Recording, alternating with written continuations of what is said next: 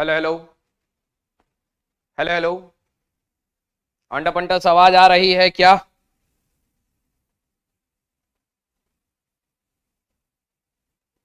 Hello hello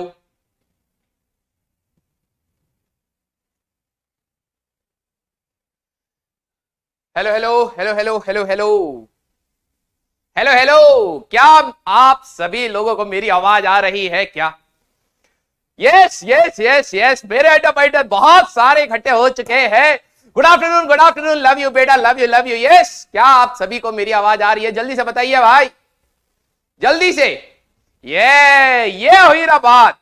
good afternoon everyone, मेरा नाम राजवंत सिंह है और मैं आप सभी का स्वागत करता हूं लक्ष्य जेई में, जो आज हम लोग पढ़ने वाले हैं लेक्चर नंबर 1। आज शुरुआत होने वाला है प्रचंड रूप का 12वीं का, ठीक है। और lecture number 1 electric charges and field के बारे में हम लोग स्टार्ट करेंगे और बहुत पिन्नू पिन्नू छोटी मोटी चीजों के बारे में भी हम लोग डिस्कस करने वाले हैं। यस, एक बच्चा पूछ रहा है क्या ये लाइव है? बेटा जहां तू कमेंट कर रहा है व्हाट्सएप पे थोड़ा ना कर रहा है, चैट में कर रहा है। चैट में तो लाइव ही होगा ना यार।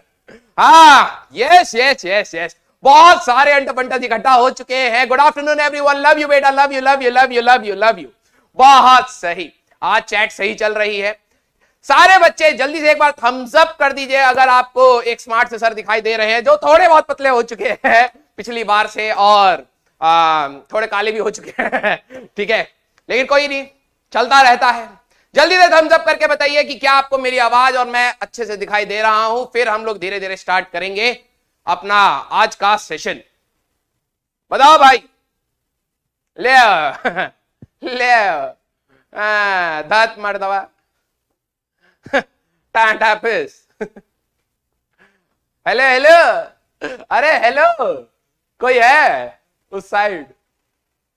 हमको तो दिख ही नहीं रहा, ज्यादा बच्चे आ गए क्या?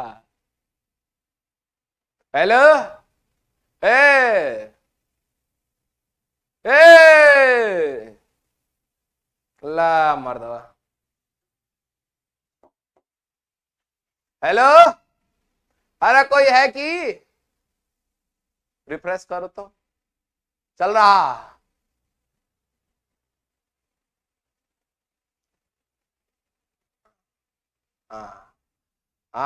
सही तो चल रहा।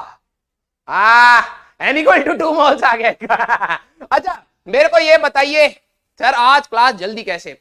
बेटा कुछ टेक का वो चल रहा है, ठीक है, उसमें देखा जा रहा है कि इशू एक्चुअली में क्लास कोलैप्स, मतलब एक साथ होने की वजह से हो रहा है, कैसे हो रहा है, तो अलग अलग करके एक बार क्लास को करा जा रहा है। थोड़ा सा पहले है, कोई इतना भी ज्यादा पहले नहीं है, ठीक है। मेरे को सारे बच्चे ये बताइए कितने सारे बच्चे पिछले अंटर पंटर्स हैं, 11वीं से यहां पर आए हुए हमारे पुराने अंटर पंटर्स हैं? जल्दी से मेरे को एक बार बताइए। हम उसमें भी देख सकते हैं क्या?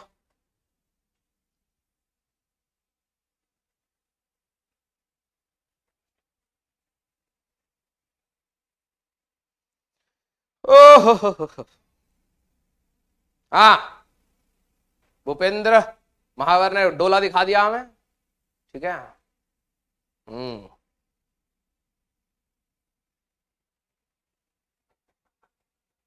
हेलो हेलो, हमको कैसे पता चलेगा जी? पता लगा हम पढ़ा दें और फिर बोला टाटा फिस।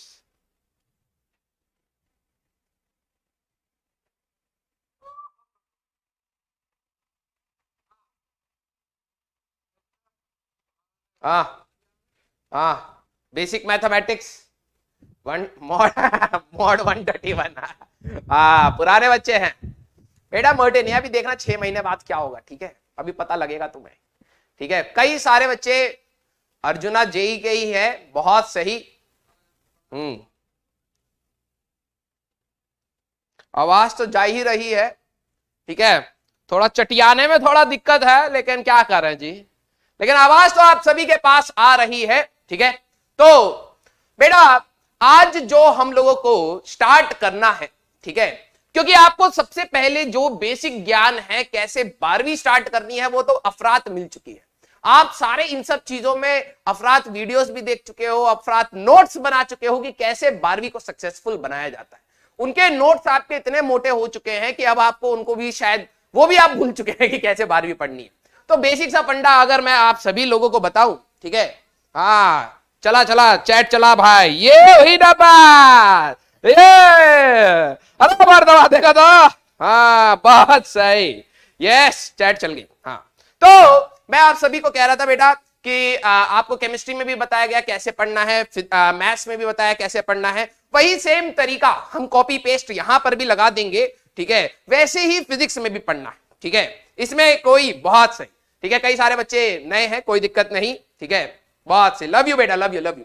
तो मैं आप सभी लोगों से एक आग्रह करूंगा बेटा कि आप सभी लोगों, मेरे को 100% ये श्योर है कि 11वीं में कुछ ना कुछ तो खराब किया होगा। परफेक्ट 100% एफिशिएंसी कभी नहीं होता जी, ठीक है। इस साल भी नहीं होगा, लेकिन कोशिश तो इंसान रूप में हम ये कर सकते हैं कि 100% एफिशिएंसी को पहुंचे, राइट। तो इस बार आप अपनी गलतियों को पहचानिए कि आपने 11वीं में कितना आलस दिखाया, कितना ईगो दिखाया। ये तो हमको आता है, वहां पे नेगेटिव खा रहा है, ठीक है। ई तो हमको नहीं आता, हम नहीं पढ़ेंगे, बड़ा गंदा टॉपिक है, उसी के सारे क्वेश्चन आ रहे हैं, ठीक है।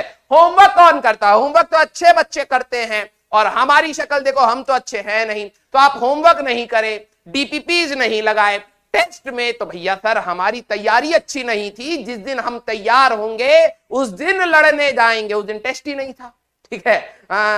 तो टेस्ट के दिन बोर हो रहे हैं, टेस्ट नहीं दिए तो अरे बाप रे, अरे बाप रे बाप, अरे बाप रे बाप, अरे मर्दवा, ठीक है।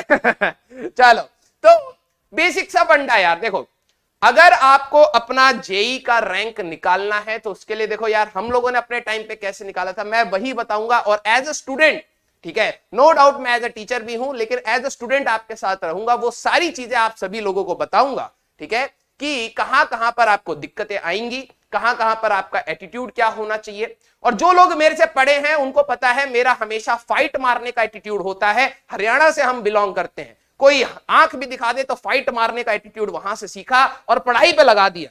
तो अब मैं आपको लड़ाई करने का एक तरीका सिखाऊंगा कि किस तरीके से प्रॉब्लम्स आने में भी आपको फाइट मारते रहना है, आगे बढ़ते रहना है। और 12वीं कंपैरेटिवली 11वीं से आसान, पहली चीज आपके दिमाग में यह होनी चाहिए, ठीक है।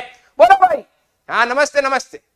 हाँ 12वीं फिजिक्स की अगर बोला जाए तो कंपैरेटिवली 11वीं से आसान है, ठीक है। तो अब ये नहीं अच्छा आसान है कल करेंगे, प्रोक्रेस्टिनेशन हटा देना पहली बात। दूसरी बात, हमारे पास जो बेसिक चीजें फिजिक्स में यूज होंगी, कई बच्चों का इंटीग्रेशन में दिक्कत होगा, कई बच्चों का डिफरेंशिएशन में, मैक्सिमा मिनिमा में, वेक्टर्स में, ठीक है। ये बेसिक जो चीजें हैं उसके लिए पहले तो मैं देखूंगा कितना आप खुद से कर पा रहे हैं। अगर मेरे को लगता है कि हाँ यार यहाँ पे भी एक सपोर्ट एंड चाहिए, तो मैं उसको अलग से एक रिकॉर्ड करके आपको बेसिक इंटीग्रेशन में कैसे एलिमेंट लूंगा, कैसे डिफरेंशिएशन, मैक्सिमा मिनिमा, ये बहुत ज्यादा यूज होने वाला है, तो मैं उसके लिए अलग से एक वीडियो सेपरेट आउट आपको करके दे दूंगा। बहुत सही, यस। और आपका एक बहुत अच्छा दोस्त आपके साथ में बैठा है, ठीक है, बहुत अच्छा दोस्त, जरा साइड में देख के बताना वो क्या है। वो दोस्त वैसा है जो आपका पूरा सिलेबस चौपट करता है। बैकलॉग, बहुत सही बहुत सही। अरे मार के भगाओ बैकलॉग को, बैकलॉग क्रिएट मत होने देना भाई। बैकलॉग भाई देखो पता क्या है, जेई की तैयारी, ऑन सीरियस नोट, जेई की तैयारी में ना आपके कई दिन बहुत अच्छे भी जाएंगे, बहुत अच्छे। उस दिन आपको ऐसा मोटिवेशन होगा भाई आज तो ये एचसी वर्मा चबा चबा के खत्म कर दूंगा, मैं कुतर जाऊंगा एचसी वर्मा को। और आज तक कोई भी नोट्स नहीं, एक क्वेश्चन सॉल्व हुआ होगा तुमसे, लेकिन ऐसा घमंड आ जाएगा कि आज तो भाई जेई फोड़ दिया तेरे भाई ने, एक ही क्वेश्चन से, भले वो मैथ्स का, केमिस्ट्री का, फिजिक्स का, एक क्वेश्चन देख ली, बहुत मोटिवेटेड फील करोगे। उस दिन लगेगा भाई आज तो तुम्हारा भाई 24 गया, अगले दिन के भी 24 घंटा, हाँ बैकलॉग, अगले दिन के भी 24 घंटा पड़ेगा। ऐसा मत करना, ठीक है। एक दिन ऐसा भी आएगा कि जब आपकी तबियत खराब होगी, घर पे फंक्शंस होंगे, स्कूल का अगले दिन एग्जाम होगा, यहां पे क्लास चल रही होगी, एक्स्ट्रा क्लास भी हो सकता है लग रही होगी, उस समय आपको मोटिवेशन बिल्कुल नहीं होगा कि यार क्या करा जाए। उस समय आपको छोड़ना नहीं। बात वही है जो कंसिस्टेंटली पेशेंस के साथ खेलेगा इस गेम को। कंसिस्टेंट, मैं ये नहीं कह रहा बहुत तेज हो तो रैंक आएगा या बहुत खराब हो तो रैंक चला जाएगा, ऐसा कहीं नहीं है। जो कंसिस्टेंटली स्टार्टिंग से पेशेंटली काम करना स्टार्ट करेगा और चुपचाप पढ़ता रहेगा, उसको इससे फर्क नहीं पड़ता कि यार ये फलाना क्या कर रहा है, ये फलाना कौन सी रंग लाल पीली नीली किताब लगा रहा है, मैं भी लगा लूं ना। जो हम बता रहे हैं उसको बेसिक पहले उतना अगर आप कर लो बेटा, वो भी बहुत अफरात होगा। अगर आप फिजिक्स केमिस्ट्री मैथ्स में जो बताया जा रहा है उतना अगर आप बेसिक कर लो, वो भी बहुत अफराद होगा और आपकी रैंक वहीं से निकल के आ जाएगी बहुत पेशेंस के साथ। पता है, हाँ 11th वेस्ट है। अच्छा तो डस्टबिन से उठाइए, रखिए साइड में बेटा। 11th इतनी ज्यादा यूज नहीं होगी। मैंने जो पुराने एंटरप्रेन्योर्स हैं मेरे, मैंने लास्ट क्लास में आपको बताया था 11वीं के जो नहीं थे उनको भी मैं दोबारा बता देता हूं। 11वीं के कोई बहुत बड़े कंसेप्ट यहां पे यूज नहीं होते। थॉट प्रोसेस आपका 11वीं बना देता है, नो डाउट, वो मैं आपका यहां पे भी बनवा दूंगा, उसकी टेंशन मत लो, इतना एक्सपीरियंस है। लेकिन 11वीं की जो बेसिक चीजें चाहिए वो एक बेसिक है, vector addition, integration, differentiation, maxima, minima, जो हम लोग यूज कर सकते हैं, और ज्यादा से ज्यादा एलिमेंट लेना, बस इससे ज्यादा आपको यूज नहीं होगा। और अगर आपको वो नहीं आता है तो वो मैं बता दूंगा, यार काहे का लोड ले रहे हो जी, इतना चौड़ा बैक बनाया है तो चढ़िए ना हमारे बैक पे, हम लेके चलेंगे आपको आगे। हाँ 11th का वेस्ट का कोई टेंशन मत लो, 11th सबकी बर्बाद होती है, जिनकी नहीं है तो आपके लिए बहुत ही अच्छा प्लस पॉइंट है, क्योंकि अब आप देख सकते हैं कि कई बच्चे आपसे पीछे हो गए। अब 11वीं जो पीछे हो गए कह रहा है ये तो निकल गया आगे, नहीं बेटा अभी भी मौका है, क्योंकि 11वीं के हम लोग रिवीजन करेंगे, 11वीं के टॉपिक्स जहां जहां पर आएंगे वहां वहां पर मैं पढ़ाता चलूंगा। बहुत सही। और ग्रेविटेशन जिनको याद है अच्छी बात है, आप बहुत जल्दी पकड़ लेंगे इस चैप्टर को, ठीक है। अब जो पुराने बच्चे हैं, कुछ नए बच्चे कहेंगे सर आप पिछले का रेफरेंस क्यों ले रहे हो, बेटा देखो पढ़ाने का तरीका ही यही है। मैं ग्रेविटेशन में बताऊंगा कि ये चीज पढ़ाई गई थी, उसका पर्पस ये था कि 12वीं की नींव आपकी बहुत तगड़ी बने। तो जो 11वीं के एंटरप्रेन्योर है उनको तो अच्छा लगेगा, ठीक है, बहुत सही, ये हुई ना बात, ठीक है। तो आज हम लोग इलेक्ट्रिक चार्जेस एंड फील्ड के बारे में बात कर रहे हैं। तो बेटा कंसिस्टेंसी एंड पेशेंस, बहुत अच्छे दिन पर भी उतना ही पढ़ना है जितना खराब दिन पर पढ़ना है। ये नहीं कि स्टार्टिंग के जोश में आप 16-16 घंटे पढ़ रहे हैं, जब सिलेबस बीच में आएगा तो आप गिव अप करने की टेंडेंसी, ये मत करना। आप आज भले ही कम पढ़ो, आज भले ही कम पढ़ो, लेकिन उतना पढ़ो जो आप कंसिस्टेंटली लॉन्ग टर्म पे सस्टेन कर जाओ, वो आपकी रैंक निकाल देगा, वो आपकी रैंक निकाल देगा। स्टार्टिंग का जो सब में है, देखो ना कितना लिख रहे हैं। अभी कुछ दिनों के बाद कुछ वजह हम रिकॉर्डेड देखेंगे, कुछ दिनों के बाद हम रिकॉर्डेड भी नहीं देखेंगे, ऐसे हो जाएंगे वो अपने आप। बेटा आपकी रैंक आपसे कोई नहीं छीनेगा, आप खुद जाने दोगे। जो बच्चा अपने आप छोड़ देगा, स्ट्रीमलाइन से हट जाएगा, वो जाने देगा। और जो बच्चे खुद से स्ट्रेटेजी बनाते हैं, 4 दिन बाद ये टीचर लगता है कि अच्छा नहीं, हम बनाते हैं स्ट्रेटेजी, 5 घंटा फिजिक्स पढ़ेंगे, 5 घंटा केमिस्ट्री पढ़ेंगे और 10 घंटा हम मैथ्स करेंगे, हमारा वीक है, 4 घंटा सोएंगे, 4 दिन सोए उसके बाद सोते रह गए, मर गए, ठीक है। तो अपना प्लान नहीं, जो हम प्लान बता रहे हैं बिल्कुल पेशेंस के साथ आपको यहां पे पढ़ना है, ठीक है। अब हाँ भैया मर जाओगे, ज्यादा पढ़ना नहीं है, ठीक है, कम पढ़ो लेकिन कंसिस्टेंटली पढ़ो। हाँ मैराथन है अभी, आखिरी में हमें आखिरी का स्प्रिंट लगाएंगे तो उसकी स्ट्रेटेजी अलग होगी, ठीक है।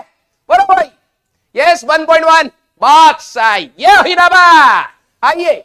हाँ एडिक्शन हो रहा है एक बच्चे को, बेटा एडिक्शन पेडिक्शन छोड़ दो बेटा, नहीं तो पापा को भी एडिक्शन होएगा तुम्हारे मारने का।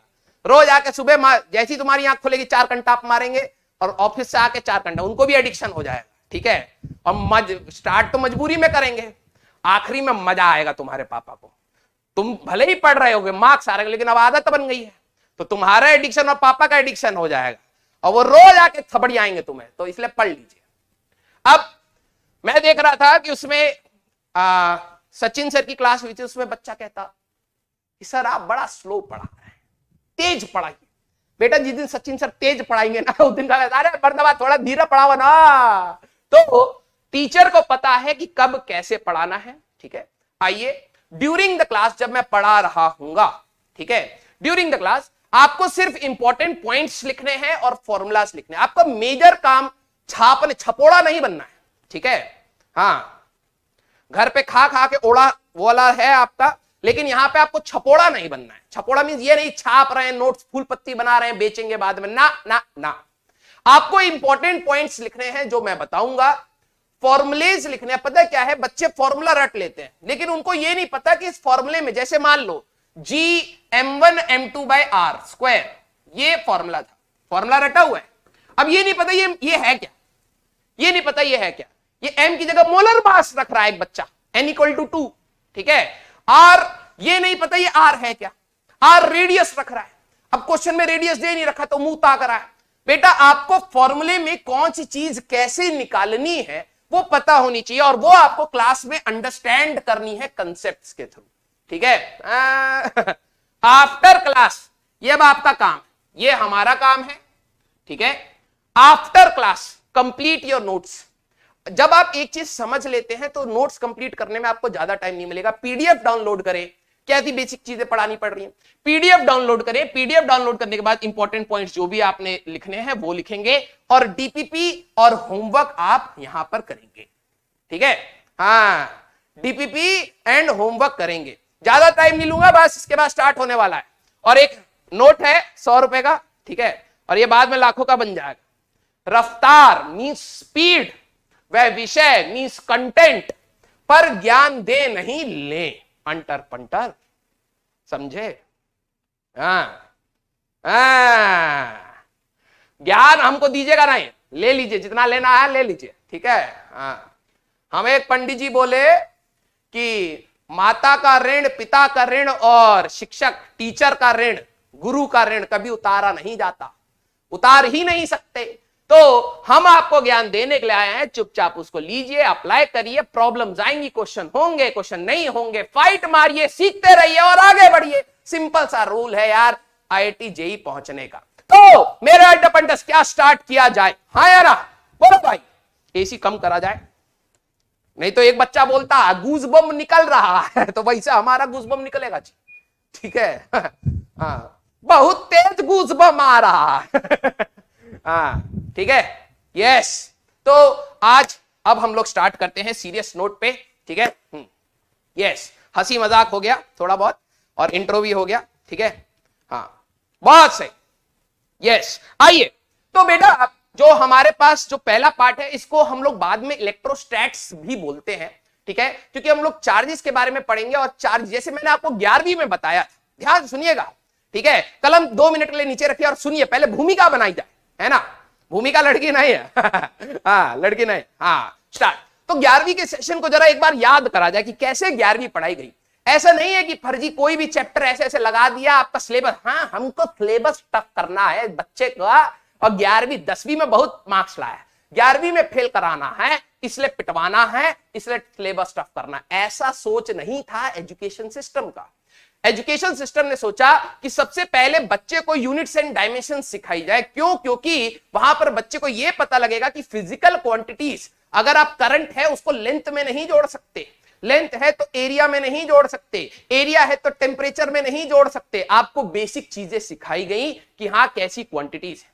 फिर आपको स्टार्ट कराया गया मोशन इन 1 डायमेंशन। ठीक है, फिर काइनेमेटिक्स जिसको आपने बोला, तो उसमें आपको बेसिक चीजें बताई गई। अगर कोई पार्टिकल का साइज भी, पॉइंट साइज पार्टिकल्स लिए गए, ग्रेविटी का इफेक्ट आपको पता है, हाइट और डेप्थ के साथ ग्रेविटी चेंज होती है, उसको बोला हटा दो। एयर रेजिस्टेंस उन्होंने बोला हटा दो। बेसिक फॉर्म में किस तरीके से कोई पार्टिकल चलता है, तो डिस्टेंस डिस्प्लेसमेंट, ये बेसिक चीजें आपको सिखाई गई। काइनेमेटिक्स 2D में चल के आपको यह बताया गया कि कभी भी पार्टिकल हमेशा 1 डायमेंशन नहीं चलता, 2 डायमेंशन भी चल सकता है, जैसे प्रोजेक्टाइल, सर्कुलर मोशन आपको सिखाया गया। फिर आपको लॉज ऑफ मोशन में लाया गया, जहां पर पॉइंट साइज पार्टिकल हम कंसीडर नहीं करते। आपने देखा होगा डब्बे बनने स्टार्ट हो गए, इंसानी रूप, बंदर लटक रहा है पूंछ से, एक बॉडी का स्ट्रक्चर आना स्टार्ट हो गया। तो लॉज ऑफ मोशन में अभी भी हम लोगों ने ग्रेविटी वेरिएशन नहीं माना, एयर रेजिस्टेंस नहीं माना, लेकिन पॉइंट साइज को एक फाइनाइट साइज के ऑब्जेक्ट के जैसे कंसीडर करना स्टार्ट किया। हमने फोर्सेस देखे कि बॉडी पे कैसे कैसे फोर्सेस लगते हैं, उसकी वजह से या तो रुका रह सकता है और या फिर वो चल सकता है। तो हम लोगों ने सर्कुलर मोशन तक वहां पर देखा। जब फोर्स लग रहा था तो कुछ काम भी हो रहा था, उसकी स्पीड चेंज हो रही थी, तो वर्क पार एनर्जी आया। फिर उस वर्क पार एनर्जी के साथ आपने कोलिजन्स भी पढ़ा। फिर उसके बाद आपको रोटेशनल डायनेमिक्स सिखाई गई कि वो फोर्स एक बॉडी को घुमा भी सकता है। तो हम लोगों ने अपना पूरा मैकेनिक्स पढ़ा। फिर उसके बाद जो सेकंड पैरामीटर हम लोगों ने कांस्टेंट माना था कि ग्रेविटी हाइट के साथ वेरी नहीं करेगी, फिर आपको यह सिखाया गया कि एक्चुअली में अर्थ वे जहां पर हम लोग रहते हैं, हाइट के साथ ग्रेविटी वेरी करती है, या डेप्थ के साथ ग्रेविटी वेरी करती है। कोई भी चीज आप ऊपर फेंकोगे तो एक्सेलरेशन ड्यू टू ग्रेविटी जो स्मॉल जी था 9.8 मीटर पर सेकंड स्क्वायर, आप उसको कांस्टेंट नहीं ले सकते। उस ग्रेविटेशन में यह सिखाया गया। फिर उसके अगर आप आगे जाओगे तो बताया गया कि कोई भी बॉडी परफेक्टली रिजिड नहीं होती। रोटेशन तक आपने रिजिड बॉडी डायनेमिक्स नाम सुना होगा। रिजिड बॉडी डायनेमिक्स मतलब कोई भी बॉडी पे आप कितना भी फोर्स लगा दो उसका स्ट्रक्चर चेंज नहीं होगा। जैसे हमारा ये डोला, जितना फोर्स लगा ले डोला डोला ही रहे, हाँ पुचू पुचू नहीं, ठीक है। फिर आपको ये समझाया गया कि बॉडीज हमारे पास फिक्स स्ट्रक्चर्स की नहीं हो सकती, वो डिफॉर्म होती है। तो आपको इलास्टिसिटी के बारे में बताया गया। फिर सॉलिड्स आपने पढ़ लिया, परफेक्ट सॉलिड पढ़ लिया, उसके अंदर डिफॉर्मिटीज या कहो कि उनकी फ्लेक्सिबिलिटी पढ़ ली। फिर आपको फ्लूइड्स पे लेके गए, लिक्विड्स के बारे में बताया कि लिक्विड्स जब फ्लो करते हैं तो कैसे फ्लो करते हैं। और फ्लूइड्स में एक और पार्ट आता था गैसेस, जिसके लिए आपको पूरा थर्मोडायनेमिक्स पढ़ाया गया है ना। फिर आखिरी में आपका एसएचएम एक वेव्स का पार्ट था। ये था पूरा एक स्ट्रक्चर 11वीं का, जो आपका एक थॉट प्रोसेस बनाता है कि कैसे कैसे चीजें आपस में लिंक्ड है। बस लेकिन आपको क्या लगता है, अरे भैया लॉ ऑफ मोशन बड़ा टफ है, वर्क पावर बड़ा टफ है, लेकिन दीज आर कनेक्टेड। मैं मानता हूं कि आपकी 11वीं में कई सारी चीजें आपने कंप्लीट नहीं पढ़ी होंगी, आप भूल गए होंगे, लेकिन इसका मैं विश्वास दिलाता हूं आपको ये लोड नहीं लेना है कि नहीं आता है तो ये नहीं होगा, ऐसा नहीं। 11वीं कहीं ना कहीं 9वीं से कनेक्टेड थी, आपने 11वीं फिर भी पढ़ ली। अब आपकी 12वीं 10वीं से कनेक्टेड है, थोड़ा बहुत रिकॉल करेंगे, थोड़ा बहुत मेहनत करेंगे तो अपने आप चीजें आएंगी। अब आती है बात 12वीं की। तो 12वीं में एक नया स्पेक्ट्रम स्टार्ट किया गया विच इज कॉल्ड इलेक्ट्रोडायनेमिक्स। इसको कहते हैं इलेक्ट्रोमैग्नेटिक थ्योरी। लिखने की जरूरत नहीं है, सुनिए पहले। चार्जेस, जैसे अभी तक हम लोग मास को डील कर रहे थे, मास अगर एक पेन है और मान लीजिए हमारे पास यहां पे एक चूहा है, ठीक है, एक पेन है और एक हमारे पास यहां पे चूहा है। ये पेन इस चूहे को अट्रैक्ट करेगा, ये नहीं कि ये चूहिया है, ना ना ना ना ना, ठीक है, हो भी सकता हो चूहे का चूहे पे दिल आए, लेकिन फिर भी ये चूहा और ये पेन आपस में एक दूसरे को अट्रैक्ट करेगा, क्योंकि इनके पास एक मास था। तो आपको ग्रेविटेशन में ये चीज सिखाई गई कि मास जब होते हैं तो वो एक दूसरे को अट्रैक्ट करते हैं bye universal law of gravitation. आपने पढ़ा है न्यूटन्स लॉस, है ना। तो G m1m2/r²। अब हम लोग मास के साथ एसोसिएटेड चार्ज के बारे में भी पढ़ेंगे। पहले हम रोक के रखेंगे चार्ज रुका हुआ है तो कितना फोर्स चलेगा। अब आपने 10वीं में, ध्यान से सुनना, 10वीं में करंट इलेक्ट्रिसिटी पढ़ा था। क्या आपको याद आ रहा है मेरे डपंटा? जल्दी से बताइए, हाँ जल्दी से बताइए कि जब करंट इलेक्ट्रिसिटी पढ़ते थे तो आप कहते थे इलेक्ट्रॉन फ्लो कर रहा है, हाँ या ना यार, हाँ या ना बोलो, हाँ बोलिए। क्या आपने 10वीं क्लास में याद किया था कि एक कंडक्टर में जब इलेक्ट्रॉन फ्लो करता है तो करंट बनता है? याद आ रहा है? याद आ रहा है? हाँ। पहले हम लोग पढ़ने वाले हैं चार्जेस अगर रुके हुए हैं तो उनकी प्रॉपर्टीज क्या है। फिर आपके बाद करंट इलेक्ट्रिसिटी चैप्टर आएगा, इसी चार्ज को जब हम चलाएंगे तो करंट बनेगा। और करंट के साथ आपने मैग्नेटिक फील्ड 10वीं क्लास में पढ़ी थी, तो मैग्नेटिक फील्ड का भी चैप्टर यहां पर आएगा, ठीक है।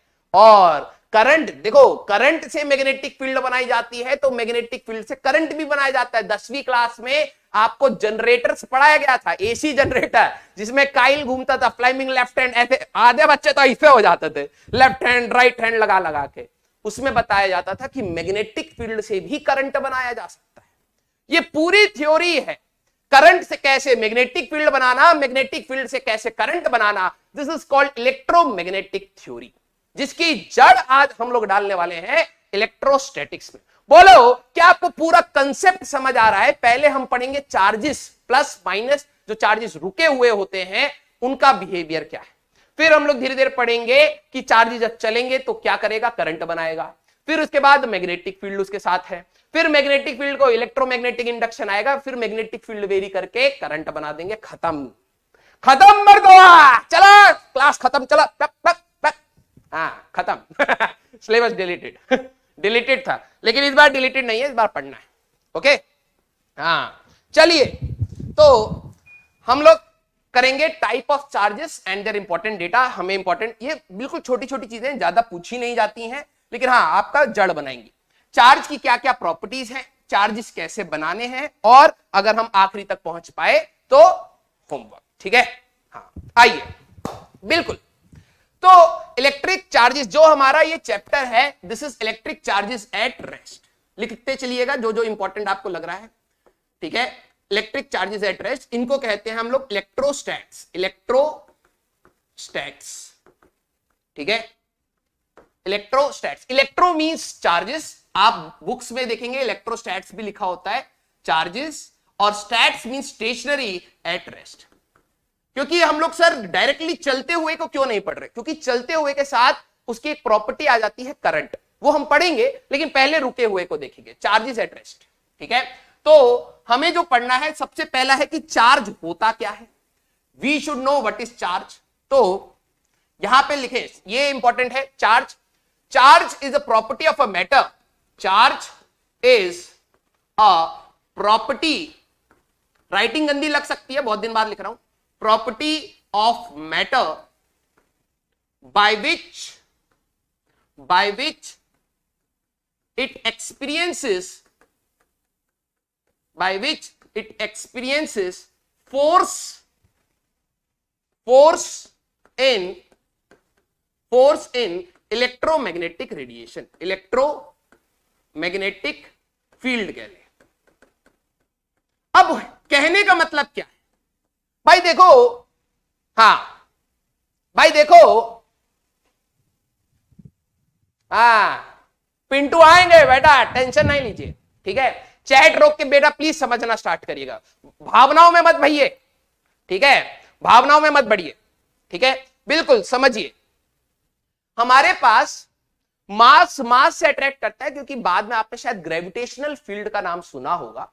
मास को तो अट्रैक्ट करता है by the property of their mass की वजह से एक फोर्स हो सकता है, जिससे मेरा जैसे मास है, मैं इस पेन का भी मास है, हम दोनों के पास मास है, तो हम दोनों एक दूसरे को अट्रैक्ट करते हैं बाय ग्रेविटेशनल फोर्स।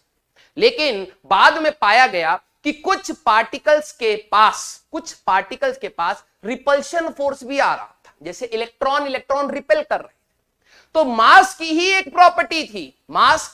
प्रॉपर्टी थी जिससे ये दूसरे चार्जेस या इलेक्ट्रिक या मैग्नेटिक फील्ड में फोर्स एक्सपीरियंस कर सकता है। That property of mass is called charge. ये होता है हमारे पास चार्ज। बोलो भाई समझो। हाँ, फिर से बताता हूं बेटा, देखो मास तो अट्रैक्ट करता है, आपने ग्रेविटेशन में पढ़ा, लेकिन मास रिपेल कैसे करेंगे? नहीं करते ना, क्योंकि ग्रेविटेशन है। बाद में पाया गया कुछ पार्टिकल्स ऐसे थे जो रिपेल कर रहे थे, तो ग्रेविटेशन फोर्स को साइड कर दिया गया, बोला कि इनके पास एक एसोसिएटेड नई प्रॉपर्टी भी है, because of the charge electron repel भी कर सकता है, इलेक्ट्रॉन रिपेल भी कर सकता है। ठीक है, तो हमारे पास चार्ज एक मास की एक ऐसी प्रॉपर्टी है जिससे वो एक फोर्स एक्सपीरियंस करता है इलेक्ट्रिक एंड मैग्नेटिक फील्ड में। बोलो क्लियर? बहुत सही।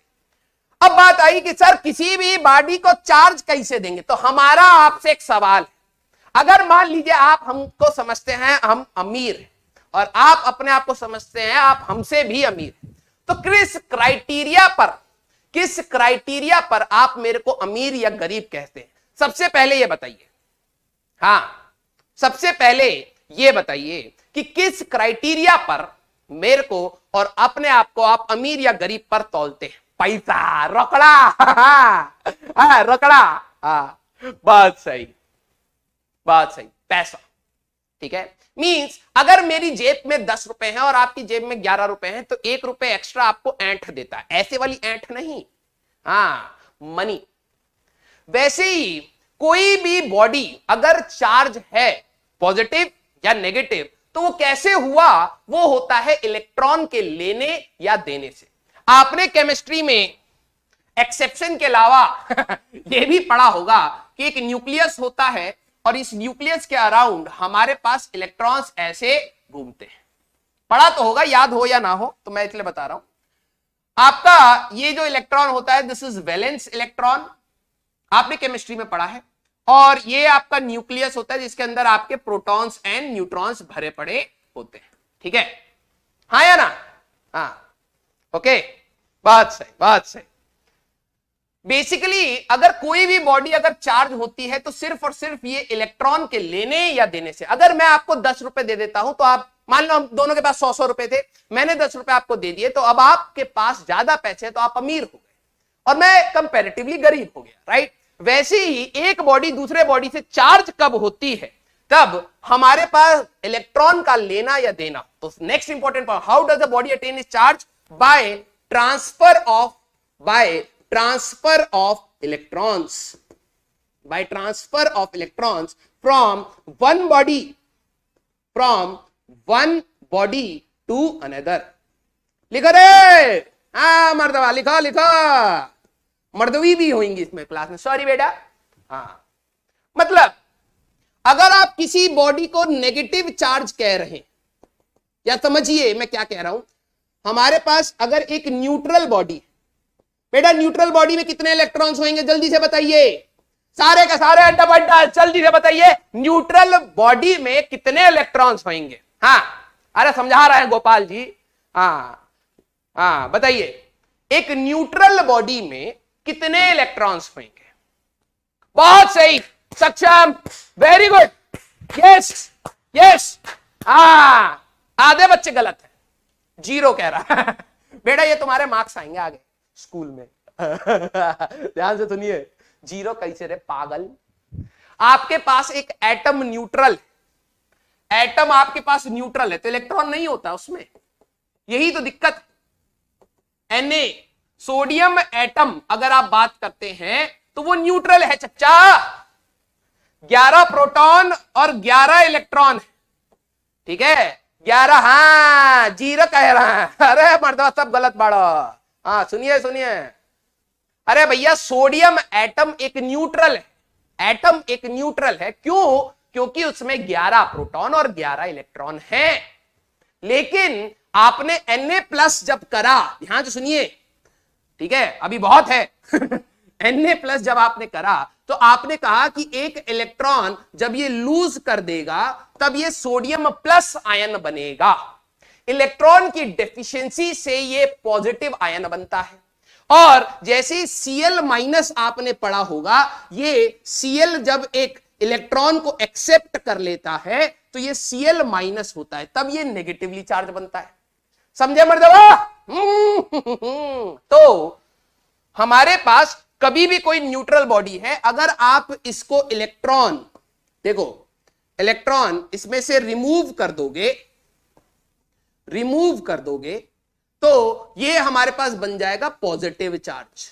इलेक्ट्रॉन आपने निकाल लिया तब बनता है आपका पॉजिटिव चार्ज, और आपने अलग इलेक्ट्रॉन ऐड कर दिया, इसको दे दिया, तब बॉडी बनती है नेगेटिव चार्ज। ठीक है, कोई भी बॉडी कैसे चार्ज होती है? इलेक्ट्रॉन के लेने या देने से। तो जो इलेक्ट्रॉन डेफिशिएंट हैं, डेफिशिएंट जिनके अंदर इलेक्ट्रॉन की कमी है, वो पॉजिटिव चार्ज बॉडीज होती हैं। अब ये मत समझना कि पॉजिटिव चार्ज बॉडी में इलेक्ट्रॉन नहीं होता है। कुछ बच्चे ये भी समझते हैं कि जो पॉजिटिव चार्ज है उसमें इलेक्ट्रॉन नहीं। अरे मर्दवा, अरे मर्दवी, पॉजिटिव Na+ में हमारे पास इलेक्ट्रॉन कम होते हैं। Positive charge means electrons are less in number, electrons are less in number than positive. ठीक है, और अगर आपने इसमें इलेक्ट्रॉन ऐड किया था तो ये इलेक्ट्रॉन एफिशिएंट भी आप कह सकते हैं, इसमें इलेक्ट्रॉन्स की वैल्यू ज्यादा है, तो ये पॉजिटिव से ज्यादा होने की वजह से एक बॉडी नेगेटिव चार्ज होती है, और इसको हम कहते हैं नेगेटिवली चार्ज बॉडी। बोलो भाई क्लियर, बोलो भाई क्लियर। हाँ कांट टेल, वेरी गुड सौम्य बेटा, बहुत सही। अब जरा समझना, किसी भी बॉडी, अब पता क्या है, इलेक्ट्रॉन से छोटा चार्ज कोई आपके पास है क्या? हाँ या ना में बताना, जरा देखा जाए जल्दी से मेरा अंटा बंटास। क्या आपके पास इलेक्ट्रॉन से छोटा चार्ज कोई है धरती पर? जिसको लिया या दिया जा सकता है। जैसे गवर्नमेंट ने कह दिया भैया अब तो देखो 50 पैसा तो चलता नहीं है, कई इंडिया में कई जगह हो गए जहां 50 और 25 पैसा चलता है, 1 रुपए सबसे छोटा है, 1 रुपए से छोटा करेंसी है नहीं। मैं कहूं कि भाई मेरे पास 100.5 रुपए है, तो मेरा कंटाप मार दोगे, क्या ओ चीटर को शक्ल से पता है तू चीटर है। स्लो पढ़ा रहा हूं, बहुत सही। कुछ बच्चे इसमें कह रहे हैं नो, लेकिन मैं एक स्टार मार्क करके आपको एक एडिशनल इंफॉर्मेशन दूंगा। कुछ बच्चे जानते हैं क्वार्क्स। बेटा बतख को पता था कि छोटा चार्ज होता है, वो साइंटिस्टों के सामने क्वार्क क्वार्क क्वार्क क्वार्क कर रही थी, लेकिन लोग मजाक बना रहे हैं, डक वॉक कर रहे हैं उसके बतख के सामने, डक बता रही है, तुम्हें ना पता क्वार्क छोटा चार्ज होता है। आइए, लेकिन ठीक है, सुनिए, होता है। लेकिन अब मैं यहां पे लिख देता हूं, इन न्यूक्लियस क्वार्क्स के बारे में जरा समझ लीजिए, ठीक है। दीज आर सब न्यूक्लिक पार्टिकल्स, सब न्यूक्लिक पार्टिकल्स मींस इलेक्ट्रॉन से भी छोटा चार्ज पॉसिबल है। क्वार्क्स हमारे पास दो टाइप के होते हैं, up quarks and down quark. जब बतख ऊपर जाके क्वाक क्वाक करे अप क्वार्क, और बतख जब नीचे जाके पानी के नीचे जाके क्वाक क्वाक करने की कोशिश करे डाउन क्वार्क। इनके ऊपर के जो चार्ज होते हैं, charge plus minus E/3, electronic charge का 1/3 प्लस माइनस 2E/3 के हो सकते हैं। Means charge less than charge of electron, charge less than charge of electron, electron से छोटा चार्ज पॉसिबल है, but only in nucleus, only in nucleus. ये nucleus के अंदर ही प्रेजेंट होते हैं, बाहर नहीं हो सकते। They can not exist outside the nucleus, ठीक है। ओनली इन न्यूक्लियस मेक्स, और यही प्रोटॉन और न्यूट्रॉन को बनाते हैं, makes proton, makes protons and neutrons. क्योंकि ध्यान से सुनना, क्योंकि हम लोग न्यूक्लियस के अंदर, क्योंकि हम न्यूक्लियस के अंदर से चार्ज निकाल के किसी को देते नहीं है, सिर्फ वैलेंस इलेक्ट्रॉन दिया जाता है, तो कोई भी बॉडी पे चार्ज इलेक्ट्रॉनिक चार्ज हो सकता है, क्वार्क्स का चार्ज नहीं हो सकता। क्या आप ये चीज समझ पाए? हाँ सर, क्वांटाइजेशन रूल ब्रेक होता है। क्वांटाइजेशन रूल तो इसी से आया ना, कि हम लोग एक्चुअली में, जरा ध्यान से समझना, ठीक है। जैसे मान लीजिए एक शर्ट है, ये बैलून है। कई बार आपने, जैसे मान लो कि हर, ये क्या बना रखा है, एक positive negative positive negative positive negative, मतलब क्या है, हर एक न्यूक्लियस का, ध्यान से सुनना, मैं आपको बिल्कुल आराम आराम से मक्खनबाजी कर करके पढ़ा दूंगा पूरा, ठीक है, हमारा काम खत्म हो जाएगा। इस इलेक्ट्रॉन को अगर आप अलग से देख ले तो ये अंदर वाला तो पूरा मलबा पॉजिटिव ही है। एक एटम को हम लोग कहते हैं kernel plus valence electron, kernel plus valence electron. एक पूरा एटम, ये जो अंदर का मलबा है ना, ये जो अंदर का मलबा है, इसको कहते हैं कर्नल। ये हमेशा पॉजिटिव होता है, प्लस वैलेंस इलेक्ट्रॉन एक एटम बनाता है। ये जो वैलेंस इलेक्ट्रॉन है, इसी को लिया या दिया जा सकता है। आप न्यूक्लियस के अंदर से क्वार्क निकाल के नहीं दे सकते, ठीक है। तो किसी भी बॉडी पे जब भी चार्ज आएगा तो वो सिर्फ इलेक्ट्रॉन के लेने या देने से आएगा। जिसके ऊपर इलेक्ट्रॉन चला गया वो नेगेटिव, जिससे इलेक्ट्रॉन चला गया वो पॉजिटिव। सिंपल सा कंसेप्ट। कोई भी बॉडी चार्ज कैसे अटेन करती है? इलेक्ट्रॉन के लेने या देने से, ठीक है। क्वार्क्स का कंसेप्ट ये है कि वो न्यूक्लियस के अंदर होते हैं, इलेक्ट्रॉन से छोटा चार्ज है, लेकिन हम उसको ले या दे नहीं सकते, वो न्यूक्लियस के अंदर ही एग्जिस्ट करते हैं, ठीक है। और उसकी वजह से कभी भी हम लोग इनको लेंगे देंगे नहीं। तो सबसे छोटा charge, smallest charge for our study, लिख रहा हूं मैं, स्मॉलेस्ट चार्ज लिख लीजिए, for our smallest charge for electrostatics जो हम लोग लेंगे, electrostatics, that will be electron, -1.602 into 10 की पावर -19 कूलम। और इसका मास भी याद रखना, 9.11 इंटू 10 की पावर -31 kg। बोलो यार कंसेप्ट क्लियर? हाँ बोलो यार कंसेप्ट क्लियर? हाँ, कहा मिस्टेक, कहां भाई? अभी तो कुछ पढ़ा है नहीं है। हाँ ठीक है। नहीं, इलेक्ट्रॉन क्या क्वार्क से नहीं बनते? नहीं बेटा, इलेक्ट्रॉन क्वार्क से नहीं बनते। हमारे पास जब आप धीरे धीरे रेडियो एक्टिविटी में जाएंगे तो मैं कुछ अच्छी चीजें और बताऊंगा, लेकिन अभी आपको लेना है इलेक्ट्रॉन क्वार्क से नहीं बनते, ठीक है। हाँ, -1.602 इंटू 10 की पावर -19 और मास है 9.11 इंटू 10 की पावर -31 kg, ठीक है। हाँ, अब जरा ये समझना, जैसे हम ये गुब्बारा छाती पे रगड़ेंगे उसकी, ठीक है। बोलो भाई। Charge is the property of mass, yes. अभी हम प्रॉपर्टी ऑफ चार्ज में आएंगे तो वो मास के बिना कभी एग्जिस्ट नहीं करेगा। आइए, अब जैसे मान लीजिए एक बंदा है, ठीक है, मुंडी मुंडी नहीं बनाया, अब इसको थोड़ा, हाँ ठीक है, थोड़ा सा इसको प्यार मोहब्बत हो गया तो रात को तकिया रगड़े या फिर अब ये क्या गुब्बारा अपनी छाती से रगड़े, ठीक है। ये जब इससे रगड़ेंगे तो देखिए हमारे पास पॉजिटिव वाला नहीं उतर रहा, इसके उस पे से सारा वैलेंस इलेक्ट्रॉन इस बैलून पे शिफ्ट हो गया। हाँ, सारा वैलेंस इलेक्ट्रॉन इस पे से शिफ्ट हो गया है। तो हमारे लिए दोबारा कर रहा हूं, जरा ये देखना, हम लोग कभी भी जब इसको इस टाइप से रब करते हैं तो वैलेंस इलेक्ट्रॉन जो है हमारे पास वो बेसिकली ट्रांसफर हो सकते हैं, सिर्फ इलेक्ट्रॉन का ट्रांसफर हमारे पास हो सकता है। तो ये नेगेटिव चार्ज हो गया है, अब इसमें से इलेक्ट्रॉन कम हो गए हैं तो ये पॉजिटिव चार्ज हो गया। तो पॉजिटिव नेगेटिव आपको पता है थोड़ा बहुत अट्रैक्ट करता है, जैसे ही छोड़ेंगे इसकी तरफ भागेगा, हाँ या ना। अब इनको लगेगा कि ये जो गद्दे में और बलून में अपना महबूबा को सोचे हैं वो वापस आ रहे हैं। नहीं बेटा, फिजिक्स चल रहा, ठीक है।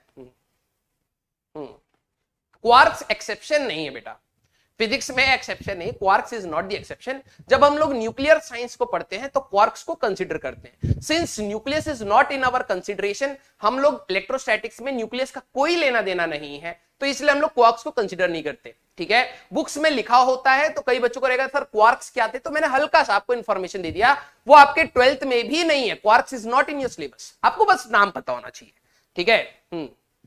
हाँ, एक बच्चा कह रहा है कि सर पॉजिटिव चार्ज काहे नहीं दिया जा सकता। अब आप केमिस्ट्री, अब एक बच्चा कह रहा है आप केमिस्ट्री काहे पढ़ा रहे हैं, बेटा फिजिक्स केमिस्ट्री मैथ्स बायो सब मिलके ही आएगा आपके पास। भाई जो एटम होते हैं, जैसे ये पेन है, इसके अंदर जितने एटम हैं उन्होंने इसका स्ट्रक्चर बनाया है, लैटिस। अभी आप सॉलिड स्टेट केमिस्ट्री में पढ़ेंगे, एफसीसी, बीसीसी, एचसीपी। ये जो एटम है वो एक लैटिस में कोने कोने में कहीं ना कहीं बंधा पड़ा है, इसका सिर्फ इलेक्ट्रॉन ही जा सकता है, तो पॉजिटिव नहीं जाता है, सिर्फ इलेक्ट्रॉन जाता है। बोलिए क्लियर? हाँ, ठीक है। तो ये चीज आपका सिंपल सा था जो आपको ध्यान रखना है, ठीक है। अब स्टार्ट किया जाए आगे, बहुत सही। हाँ, what are the type of quarks. अरे क्वार्क देखो मैंने क्या बोला था, जिस चीज पे जितना बताया जाए उतना पकड़ लो। क्वार्क्स दो टाइप के होते हैं, up quark and down quark, ठीक है। वो आपके सिलेबस में भी नहीं है। Plus minus E/3 electronic charge का फ्रैक्शनल चार्ज पॉसिबल है, but that is inside the nucleus. बाहर कोई लेना देना नहीं, हमारे सिलेबस में कोई लेना देना नहीं, सिंपल सी बात। अब आप आगे बढ़िए, जो मेन चीज है उसमें से फोकस हटा लिया, अब आप क्वार्क के पीछे चिपक गए। क्वार्क पे इतना ही पढ़ना है, ठीक है।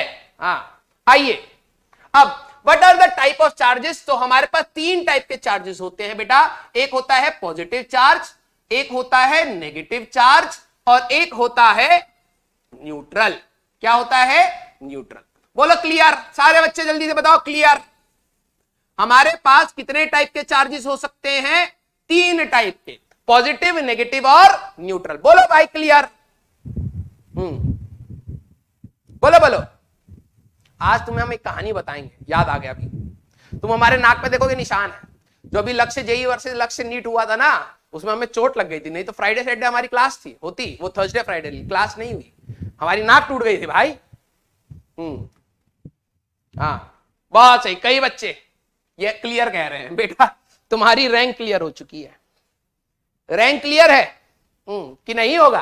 अरे भैया, neutral is not a charge, neutral is not a charge. याद रखिए, न्यूट्रल बॉडी क्या होती है? Which contains, we have only two type of charges. दो ही टाइप के चार्जेस होते हैं, एक पॉजिटिव चार्ज और एक negative charge. Neutral body is not a charge, is not a charge. और कोई भी बॉडी न्यूट्रल कब होगी?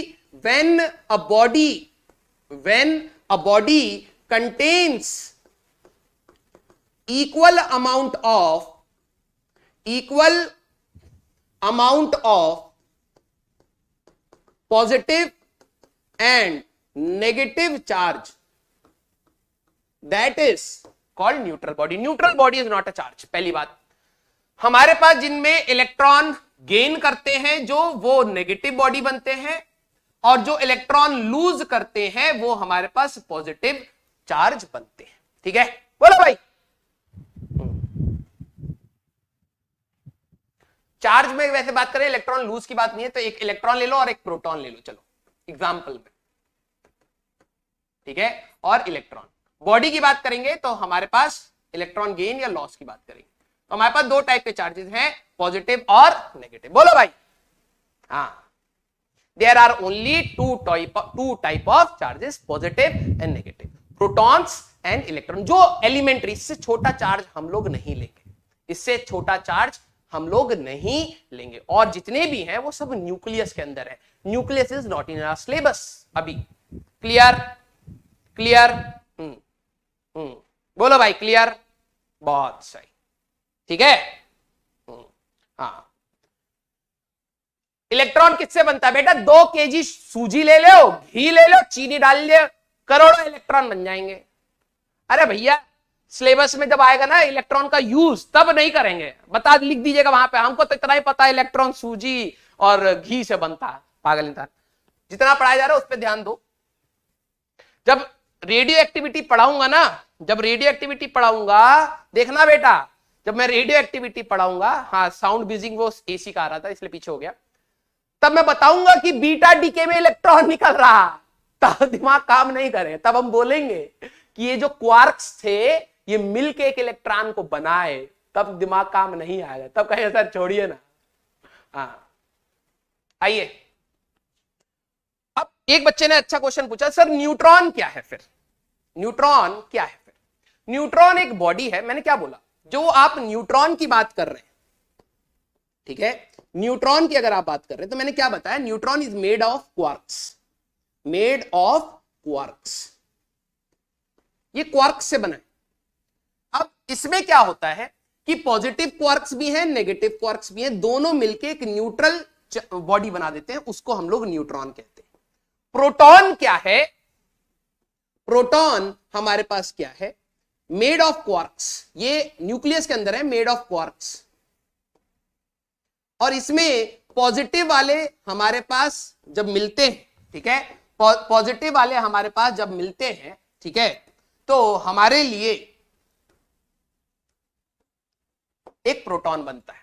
हमारे को इलेक्ट्रॉन किससे बना, प्रोटॉन किससे बना और न्यूट्रॉन किससे बना, उससे मतलब नहीं है, ये दिमाग में गांठ बांध लो। पहली बात, इलेक्ट्रॉन से छोटा चार्ज नहीं, प्रोटॉन से छोटा चार्ज नहीं, दैट्स इट। इससे नीचे जाना ही नहीं है, इससे नीचे जाओगे तो फेल कर जाओगे। हाँ, what is boson, what is quarks, electron समझ नहीं आ रहा, क्वार्क जाने का ये। हाँ आइए, ठीक है, हमारे पास what is the unit of charge, what is a unit of charge, ठीक है। क्वार्क्स न्यूट्रल नहीं होते, उनके कॉम्बिनेशन जरा समझो यार, ठीक है, उनके कॉम्बिनेशन से प्रोटॉन और न्यूट्रॉन बनते हैं। Neutron is not a charge, neutron एक सिंपल सब न्यूक्लिक, न्यूक्लियस के अंदर एक ऐसा पार्टिकल है जिसका चार्ज 0 है, और वो चार्ज 0 कैसे हुआ, क्योंकि इसके अंदर पॉजिटिव क्वार्क और नेगेटिव क्वार्क मिलके उसको न्यूट्रल कर देते हैं। प्रोटॉन न्यूक्लियस के अंदर का पार्टिकल है जिसके अंदर क्वार्क्स हैं, और पॉजिटिव पॉजिटिव क्वार्क मिलके प्रोटॉन को बना देते हैं। जब हम लोग रेडियो एक्टिविटी बाद में पढ़ेंगे तो ये क्वार्क मिलके एक इलेक्ट्रॉन भी बनाएंगे जो बाहर निकलेगा, वो अभी के लिए आपको पढ़ना नहीं है। बहुत सही, बहुत सही। What is the unit of charge? अब बात ये है कि हम लोग यूनिट दे क्यों रहे, क्योंकि बेटा हमारे पास जितनी भी फिजिकल क्वांटिटीज हैं, ध्यान से सुनिए, जितनी भी फिजिकल क्वांटिटीज हैं हमारे पास, हम लोग उनको यूनिट से ही डिफरेंशिएट कर पाते हैं। अगर मैं आपको कह दूं ये 10 है तो आपको ये सिर्फ नंबर पता लगेगा, लेकिन जैसे ही मैं इसके आगे यूनिट केजी कर दूंगा तो आपको समझ आ जाएगा कि ये मास के बारे में बात हो रही है। मैं केजी की जगह पर एम्पेयर कर देता तो करंट की बात हो रही है, अगर मैं एम्पेयर की जगह पर हमारे पास सेकंड कर देता तो टाइम की बात हो रही है। तो यूनिट हमारे पास ये डिफरेंट फिजिकल क्वांटिटीज को सेग्रीगेट आउट करने में हमें मदद करता है कि कौन सी फिजिकल क्वांटिटी क्या है, ठीक है। तो यूनिट है इसका कूलम, सी से डिनोट किया जाता है, ठीक है। जो इसका एसआई यूनिट है that is Coulomb's, SI unit, ठीक है। जो सीजीएस यूनिट है, सीजीएस यूनिट है दैट इज इलेक्ट्रोस्टैटिक यूनिट, ईएसयू कहते हैं हम लोग, ठीक है। स्टैट कूलम भी आप कह सकते हो उसको, स्टैट कूलम, इसको हम लोग स्टैट कूलम भी कह सकते हैं। तो ऐसा unit of charge is coulomb. और डायमेंशन, करंट का फॉर्मूला आपको पता होगा, current is equal to charge upon time, ठीक है। तो हमारे पास दोनों फंडामेंटल्स हैं, कौन कौन, करंट और टाइम। तो चार्ज का डायमेंशन अगर आप देखेंगे, charge is nothing but current into time, ठीक है, करंट को ए से डिनोट करते हैं टी, तो चार्ज एटी। क्लियर? ठीक है, बात सही, बात सही बेटा। लेकिन स्कूल में मार्क्स इसका नहीं, इसका मिलता है ठीक है। हाँ, टीचर को ये है, स्कूल के टीचर्स के साथ बड़ा अलग है। जो लोग 80 लिख रहे हैं गलत है, 0 मार्क्स स्कूल में, because teacher in school doesn't care whether you know this 80 और नॉट। 80 तो सबको पता है, डब्बा कोई नहीं बनाता है तो मार्क्स उसका काटा जाएगा। तो हाँ, आबा डाबा डाबा तो डब्बा बनाना मत भूलिएगा स्कूल में बेटा, ठीक है। हाँ, डब्बा बनाना नहीं भूलना। 80 के साथ ये डब्बा बहुत इंपॉर्टेंट है जी। हाँ, ठीक है। कुछ स्कूल के टीचर तो और खतरनाक होते हैं, तुम इतना लिख के आओगे तब भी 0 दे देंगे क्योंकि तुम्हारी शक्ल खराब है। नहीं, मजाक कर रहा है। इसके ऊपर 1 क्यों नहीं लिखे, 0 मार्क, ठीक है। अब ए की पावर 1 टी की पावर 1 वही है। हाँ, डब्बा बनाना मत भूलिएगा बेटा। हाँ, तो डायमेंशन इसका आता है 80। किस किस के साथ स्कूल में हुआ है सच बताना, किस किस के साथ स्कूल में वो टीचर ने इस डब्बे के मार्क्स काट, तुमने डायमेंशन लिखा, इतनी मेहनत करी, लिखा वो सही है, लेकिन डब्बे के मार्क्स आधा काट लिए। किस किस के साथ हुआ है हाँ, किस किस के साथ हुआ है जल्दी से बताओ, क्योंकि हुआ तो होगा मेरे साथ हमारे टीचर भी ऐसे थे, डब्बे के लिए मार्क्स काट लिए। मेरे दोस्त कह रहा भाई इतनी मेहनत से छापा था, पॉइंट वाइज से फेल हो रहा हूं, पास कर दो सर प्लीज। मेरे टीचर का ना, डब्बा is more important than dimension, ठीक है, डब्बा is more important than dimension, ये आपको याद रहना चाहिए। सबके साथ हुआ है। अच्छा, एक बच्चा कह रहा है सर स्टैट कूलम क्या है। जैसे मीटर आपका ऐसा यूनिट है, सेंटीमीटर आपका एक यूनिट है, ठीक है। तो हमारे पास यूनिट सिस्टम जब पढ़ाए गए तो हमारे पास सारे देशों को सब फिजिकल, देखो यार, लेंथ को नापने के लिए आप किलोमीटर में नाप सकते हो, मीटर में नाप सकते हो, सेंटीमीटर में, मिलीमीटर में, डेसीमीटर में। There are so many units of single physical quantity, length के लिए है, ठीक है। टाइम को आप घंटे में नाप सकते हो, सेकंड में नाप सकते हो, मिनट्स में नाप सकते हो, बहुत सारे उसके लिए भी है, ईयर्स में, मंथ्स में, वीक्स में, बहुत सारी हो गई हमारे पास। हम लोगों ने कुछ स्टैंडर्डाइज करी कि इसको आप स्टैंडर्ड, अब जो हमारे पास स्टैंडर्ड यूनिट्स का जो सिस्टम बनाया गया उसमें फिजिकल क्वांटिटीज की स्टैंडर्ड मान ली गई, ठीक है। तो जो स्टैंडर्ड हम लोग लेके चलेंगे दैट विल बी कूलम, और जो सीजीएस यूनिट है दैट इज ईएसयू, इलेक्ट्रोस्टैटिक यूनिट, ठीक है, स्टैट कूलम भी बोलते हैं। तो ये आपको कन्वर्जन, ऑल्दो फिजिक्स में ये वैसे इतना पूछा नहीं जाता लेकिन पता होना चाहिए, ये वाला कन्वर्जन ज्यादा इंपॉर्टेंट है, ठीक है। 1 coulomb is equal to how many statcoulomb, 3 into 10 की पावर 9, ठीक है। ऑल्दो ये आपके केमिस्ट्री में आएंगे, और कुछ बच्चों को केमिस्ट्री देखते ही अभी थोड़ा सा घबराहट हो रही है कि केमिस्ट्री क्यों पढ़ाई जा रही है, ठीक है। तो मैं इसके साथ 14 फरवरी कर देते हैं, समझ रहे होंगे आधे बच्चे तो समझ गए। 14 फरवरी करा जाए इन दोनों के साथ, क्योंकि आपको यहां नहीं मिलेंगे, पार्क में पकड़े गए ये दोनों ठीक है। हाँ, चलिए, ये आपको जरूरत है बस, ठीक है। तो बोलो भाई। अब एक बच्चा कह रहा है व्हाट इज ईएसयू, तो बेटा तुम बताओ व्हाट इज सेंटीमीटर, पहले तुम बताओ व्हाट इज सेंटीमीटर। जितने बच्चे ईएसयू के ऊपर शक कर रहे हैं, ठीक है, जितने बच्चे ईएसयू पे शक कर रहे हैं, आप मेरे को बताइए एक सेंटीमीटर क्या है। क्या है, आप यही तो बोलेंगे ना। हाँ बोलिए, 1/10 of a metre, 1/10 of a metre. तो हम यहां पर बता दे तो हमारी नटैया काहे दबा रहे हैं भैया, हमारे पास सीजीएस एसआई सबके लिए अलग अलग यूनिट था भैया, उनका कन्वर्जन आपको बता दिया गया है। हाँ, ठीक है। आइए अब बात है व्हाट इज सीजीएस यूनिट। जब आपके सिस्टम ऑफ यूनिट में सेंटीमीटर, ग्राम और सेकंड, मास, लेंथ, टाइम के लिए सेंटीमीटर, ग्राम, सेकंड को फंडामेंटल लेके चला जाता है, उसको सीजीएस यूनिट कहते हैं। जब आप मीटर, किलोग्राम, सेकंड को लेके चलते हैं तो उसको एमकेएस सिस्टम या एसआई यूनिट कहा जाता है, ठीक है। एक चीज और बेटा देखो, डाउट आना चाहिए, लेकिन स्टार मार्क है, अच्छा डाउट आना चाहिए। ये रही, अच्छा ये बच्चा तो यार समझ पा रहा है। कुछ बच्चे, अच्छा किस किस के साथ ऐसा होता है कि सब समझ आ रहा है तो उनको एक और डाउट आ जाता है, यार मेरे को सब समझ कैसे आ गया। कुछ बच्चे लिखते भी थे पिछली बार, सर मेरे को ना लेक्चर में कहीं भी कोई डाउट नहीं आता, बड़ी प्रॉब्लम है। मतलब जब सब समझ आ रहा है तो दिक्कत, नहीं आए तो दिक्कत। अरे भाई जब सब समझ आ रहा है तो आगे बढ़िए, नहीं अब वहीं पे बैठ जाएगा खूटा बांध के कि भैया हमको समझ कैसे आ गया, हम तो गधाए थे। अरे पागल इंसान, अगर आपको समझ आ गया है तो जबरदस्ती डाउट मत बनाइए, ठीक है। कुछ बेसिक चीजें हलवे के वो हलवे के जैसे खाइए ना, हाँ ठीक है। पागल इंसान, आओ अब स्केलर और वेक्टर। हाँ कई बच्चे होते हैं, अरे इतना टफ चीज सर ने कैसे समझा दिया मेरे को, ठीक है। तो अगला समझ आ गया, आप कोई डाउट ही नहीं बना पाए तो बड़ा डिसअपॉइंट हो जाते हैं। वो अपने से बच्चे डिसअपॉइंट हो जाते हैं कि यार मेरे को कैसे समझ आ गया। और फिर वो कमेंट भी करते हैं कि सर मेरे को कोई दिक्कत नहीं है, सब सही लग रहा है, सब समझ आ रहा है, क्वेश्चन भी हो रहे हैं, बट इतनी आसानी से हो जा रहे हैं, मुझे कहीं डाउट लग रहा है कि कहीं मैं गलत रास्ते पे तो नहीं। अरे पागल इंसान, कैसे तुम्हें लेके जाए आगे, है? समझ आ रहा है आगे बढ़िए, अगर गलत हुआ तो मतलब कुछ गड़बड़ था, फिर उसको देखिएगा, ठीक है। स्केलर और वेक्टर, अब पता क्या है, स्केलर और वेक्टर को कुछ बच्चे जो मेरे से पहले पढ़े हैं तो मैं तो आपको डिफरेंस बता चुका हूं। स्केलर और वेक्टर में मेन डिफरेंस क्या है, सारे बच्चे कमेंट में ये बताइए। बहुत सही, कुछ बच्चे वेक्टर कह रहे हैं, ठीक है। कुछ बच्चों ने नया वर्ड टेंसर सीख लिया है, वो चिपका रहे हैं, पूछ रहे हैं तो बस हर जगह से हर छेद से हवा निकलेगा इनका, ठीक है। स्केलर और वेक्टर में मेन डिफरेंस क्या है, कुछ बच्चे कह रहे हैं डायरेक्शन, यही गड़बड़ है। आपने गलत डायरेक्शन में पढ़ लिया बेटा। दिक्कत यह है कि तुम्हारे में दिक्कत नहीं है, दिक्कत बस ये है कि आपकी सोच आईआईटी से अलाइन नहीं हो रहा, अलग डायरेक्शन में तीर मार रहे हो भाई।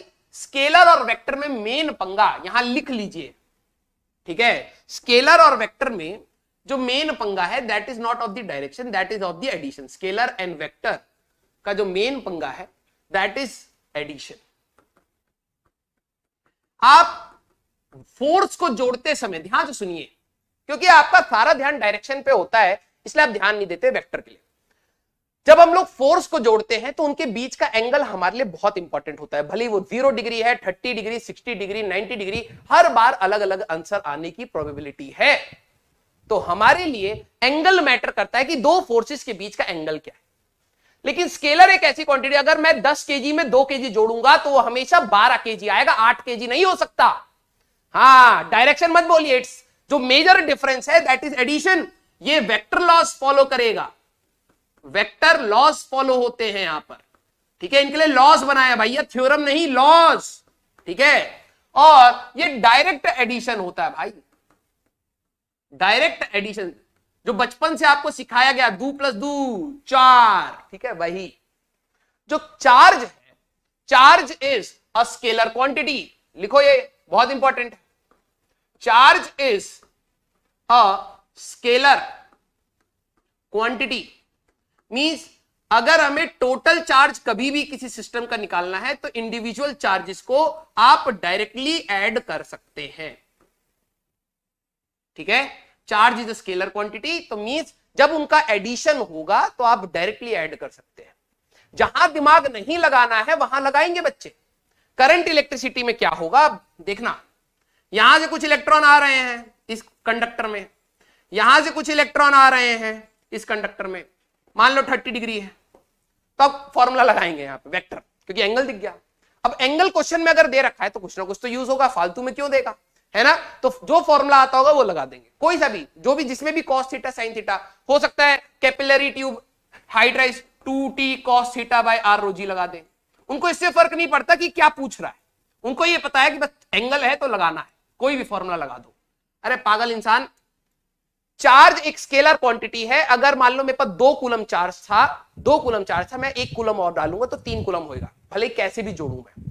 सिस्टम में गया तो 3 कूलम, 3 कूलम में मैं 2 कूलम निकाल लूंगा तो 1 कूलम बचेगा। इसका एंगल से कोई लेना देना नहीं। Charge is a scalar quantity which is very important, क्योंकि बाद में जब हम बॉडीज को चार्ज देंगे तो डायरेक्टली जोड़ते हुए आपको चलना है। हाँ सिंपल एडिशन, ठीक है।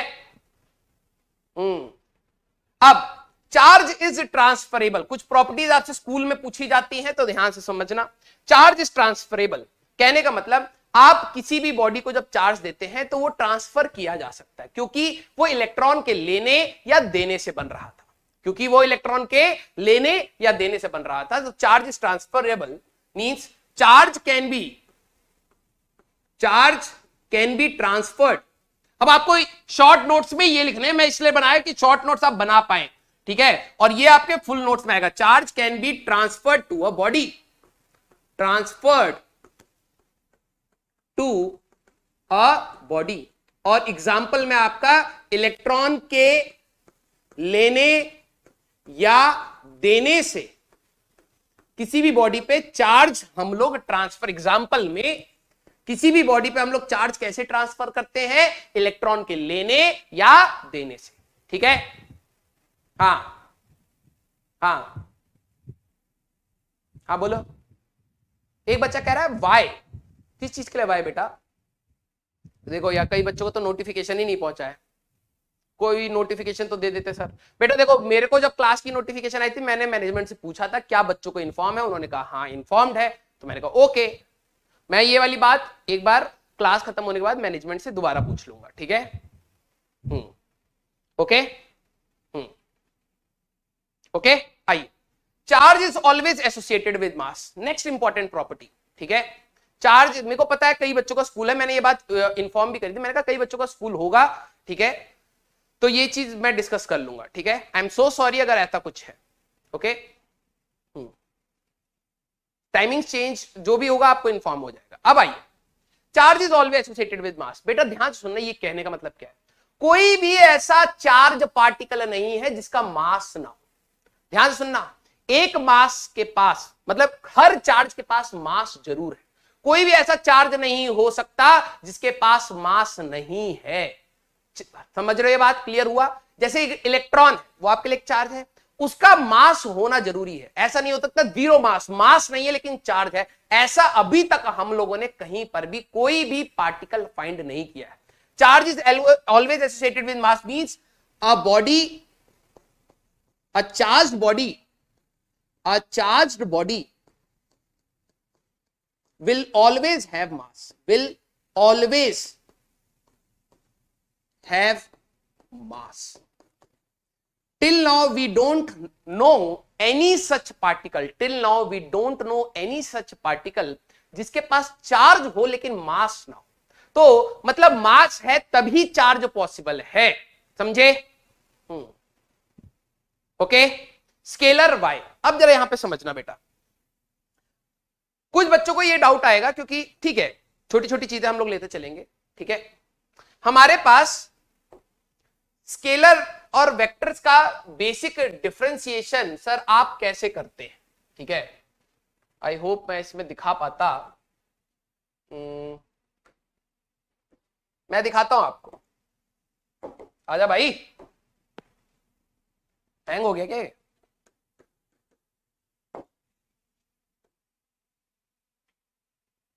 एक मिनट वेट करिएगा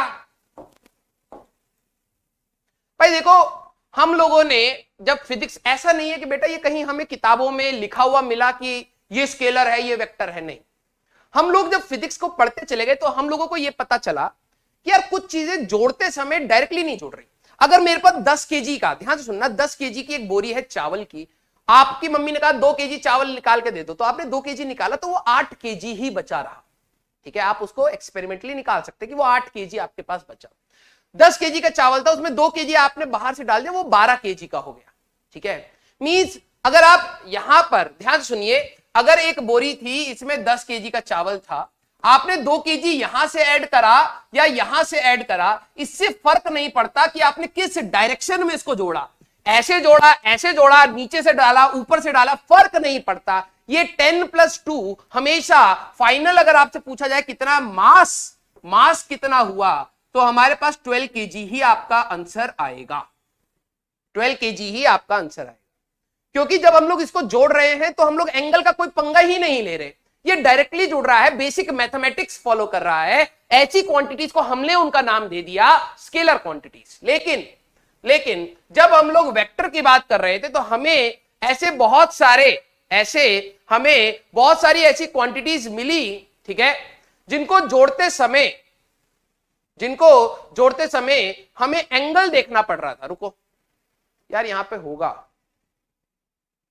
जैसे, चलो मैं इसी से समझा देता हूं, ठीक है, इसी से आपको मैं समझा देता हूं। फोर्स एक वेक्टर क्यों है? फोर्स एक वेक्टर क्यों है? सर आपको कैसे पता लगा कि फोर्स एक वेक्टर है? मैंने कहा वेक्टर कोई कहीं पत्थर पे लिखा हुआ थोड़ा ना मिला कि फोर्स वेक्टर है। हमने देखा यार जोड़ते समय पंगा आ रहा है, जोड़ते समय हमारे पास पंगा आ रहा है। जैसे मान लो कि ये बंदा यहां पे फोर्स लगाएगा राइट डायरेक्शन में, वैल्यूज मैं दिखा रहा हूं, सम ऑफ द वैल्यूज। ये बंदा 50 न्यूटन का फोर्स लगा रहा है, अगर ये खींचेगा तो ये चलना स्टार्ट कर देगा, ठीक है। अब यहां पे ये बंदा आएगा, क्योंकि दोनों एक ही डायरेक्शन में फोर्स लगाएंगे, 50 और 50 100 न्यूटन हो गया। अब देखो ये दोनों मिलके, ये दोनों सेम डायरेक्शन में लगा रहे थे, एंगल 0 था तो इनका 100 हो गया, इसने 50 लगाया। अगर मैं आपको टोटल फोर्स पूछूंगा, टोटल फोर्स पूछूंगा, तो आप 150 नहीं बोलेंगे। आप ये नहीं कहेंगे सर इन दोनों ने, तीनों ने 50-50 लगाया, 150 हो गया। ऐसे थोड़ा चलता है फोर्स का मामला। हमने जब ये एक्सपेरिमेंटली देखा, जब हमें फोर्स को जोड़ना पड़ा, अब मैं आपसे बोलूं कि ये दोनों इधर हैं, ये इधर हैं, वैल्यूज नहीं भी पता, तीनों बराबर बराबर फोर्स लगा रहे, कहां जाएगा आपको पता होगा, राइट साइड जाएगा ये, है ना। क्यों? क्योंकि हम लोग अगर देखें इन दोनों का फोर्स सेम डायरेक्शन में 150 प्लस 50 करा आपने, इस बंदे का 50 इस डायरेक्शन में। अगर मैं कहूं टोटल बताओ तो आप 150 नहीं बोलेंगे, आप क्या बोलेंगे? 50 बोलेंगे, क्योंकि इन दोनों के बीच का एंगल 180 डिग्री था, 180 डिग्री था। मैं जोड़ ही रहा हूं, मैं एडिशन ही कर रहा हूं, लेकिन मैग्नीट्यूड कम आ गया। क्या आप ये चीज समझ पाए? हाँ या ना? क्या आप ये चीज समझ पाए कि फोर्स को जब मैं जोड़ रहा हूं तो एंगल मैटर कर रहा है? इसका एक एक्सपेरिमेंटल फैक्ट हमारे सामने है। तो चार्ज के केस में जब सिस्टम में हम लोग इलेक्ट्रॉन्स को दे रहे थे, किसी बॉडी पे जब हम लोग इलेक्ट्रॉन्स को चार्ज दे रहे थे, तो चार्ज किस इलेक्ट्रॉन को किस डायरेक्शन में दिया इससे फर्क नहीं पड़ रहा है। चार्ज हमारे पास एक्यूमुलेट बॉडी पर जुड़ता चला जा रहा था, इसलिए इसको हम लोग स्केलर बॉडी कहते हैं। बोलो क्लियर, बोलो क्लियर, बोलो भाई। हाँ समझ आया? जो एंगल के साथ जुड़ रही थी, जिसमें हमें और दिमाग लगाना पड़ रहा था, उनको हम लोग वेक्टर बोलने लगे, उनका नाम दे दिया, बस नामकरण कर दिया। और जो डायरेक्टली जुड़ रहे थे उनको हम स्केलर बोलने लग गए यार। क्लियर? बहुत सही, बहुत सही, ठीक है। अब हमारे पास अगला, charge is quantized, this is very important, ठीक है। हाँ हाँ, आइए आइए, चार्ज इज क्वांटाइज्ड। अब ये इतना भारी वर्ड है, आधे बच्चों को तो समझ नहीं आता है। Quantized means fixed. ये हरा पता नहीं दिखेगा या नहीं दिखेगा, आपकी जिंदगी में खूब हरियाली आए, बोर्ड पे तो नहीं आ रही है, ठीक है। Fixed, clear? बहुत सही। अब जरा ध्यान से सुनना, ये वेरी इंपॉर्टेंट। मैंने इसके लिए इस स्लाइड पे कुछ नहीं लिखा, क्योंकि अब जरा समझना बेटा। मैंने आपको क्या बोला कि न्यूक्लियस के अंदर और छोटे छोटे पार्टिकल हैं और भी मलबा है, लेकिन हमें उससे फर्क नहीं पड़ता।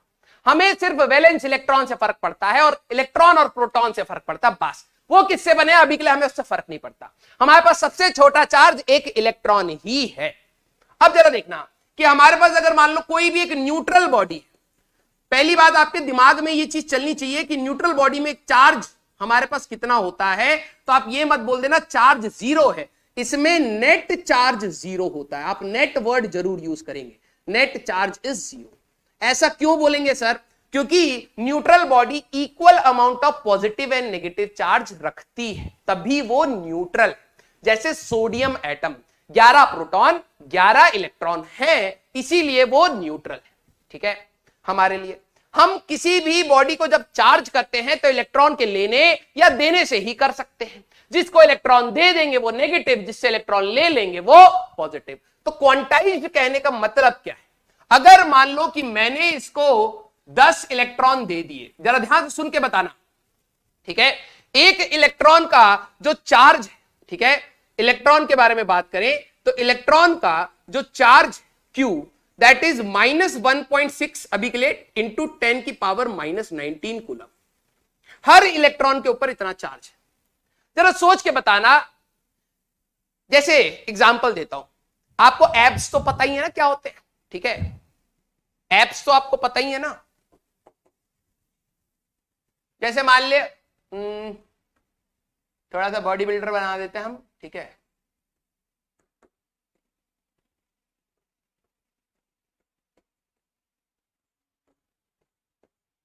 हाथ, फोर आर्म्स ज्यादा बना दी, लेकिन कोई नहीं, डोला ठीक है।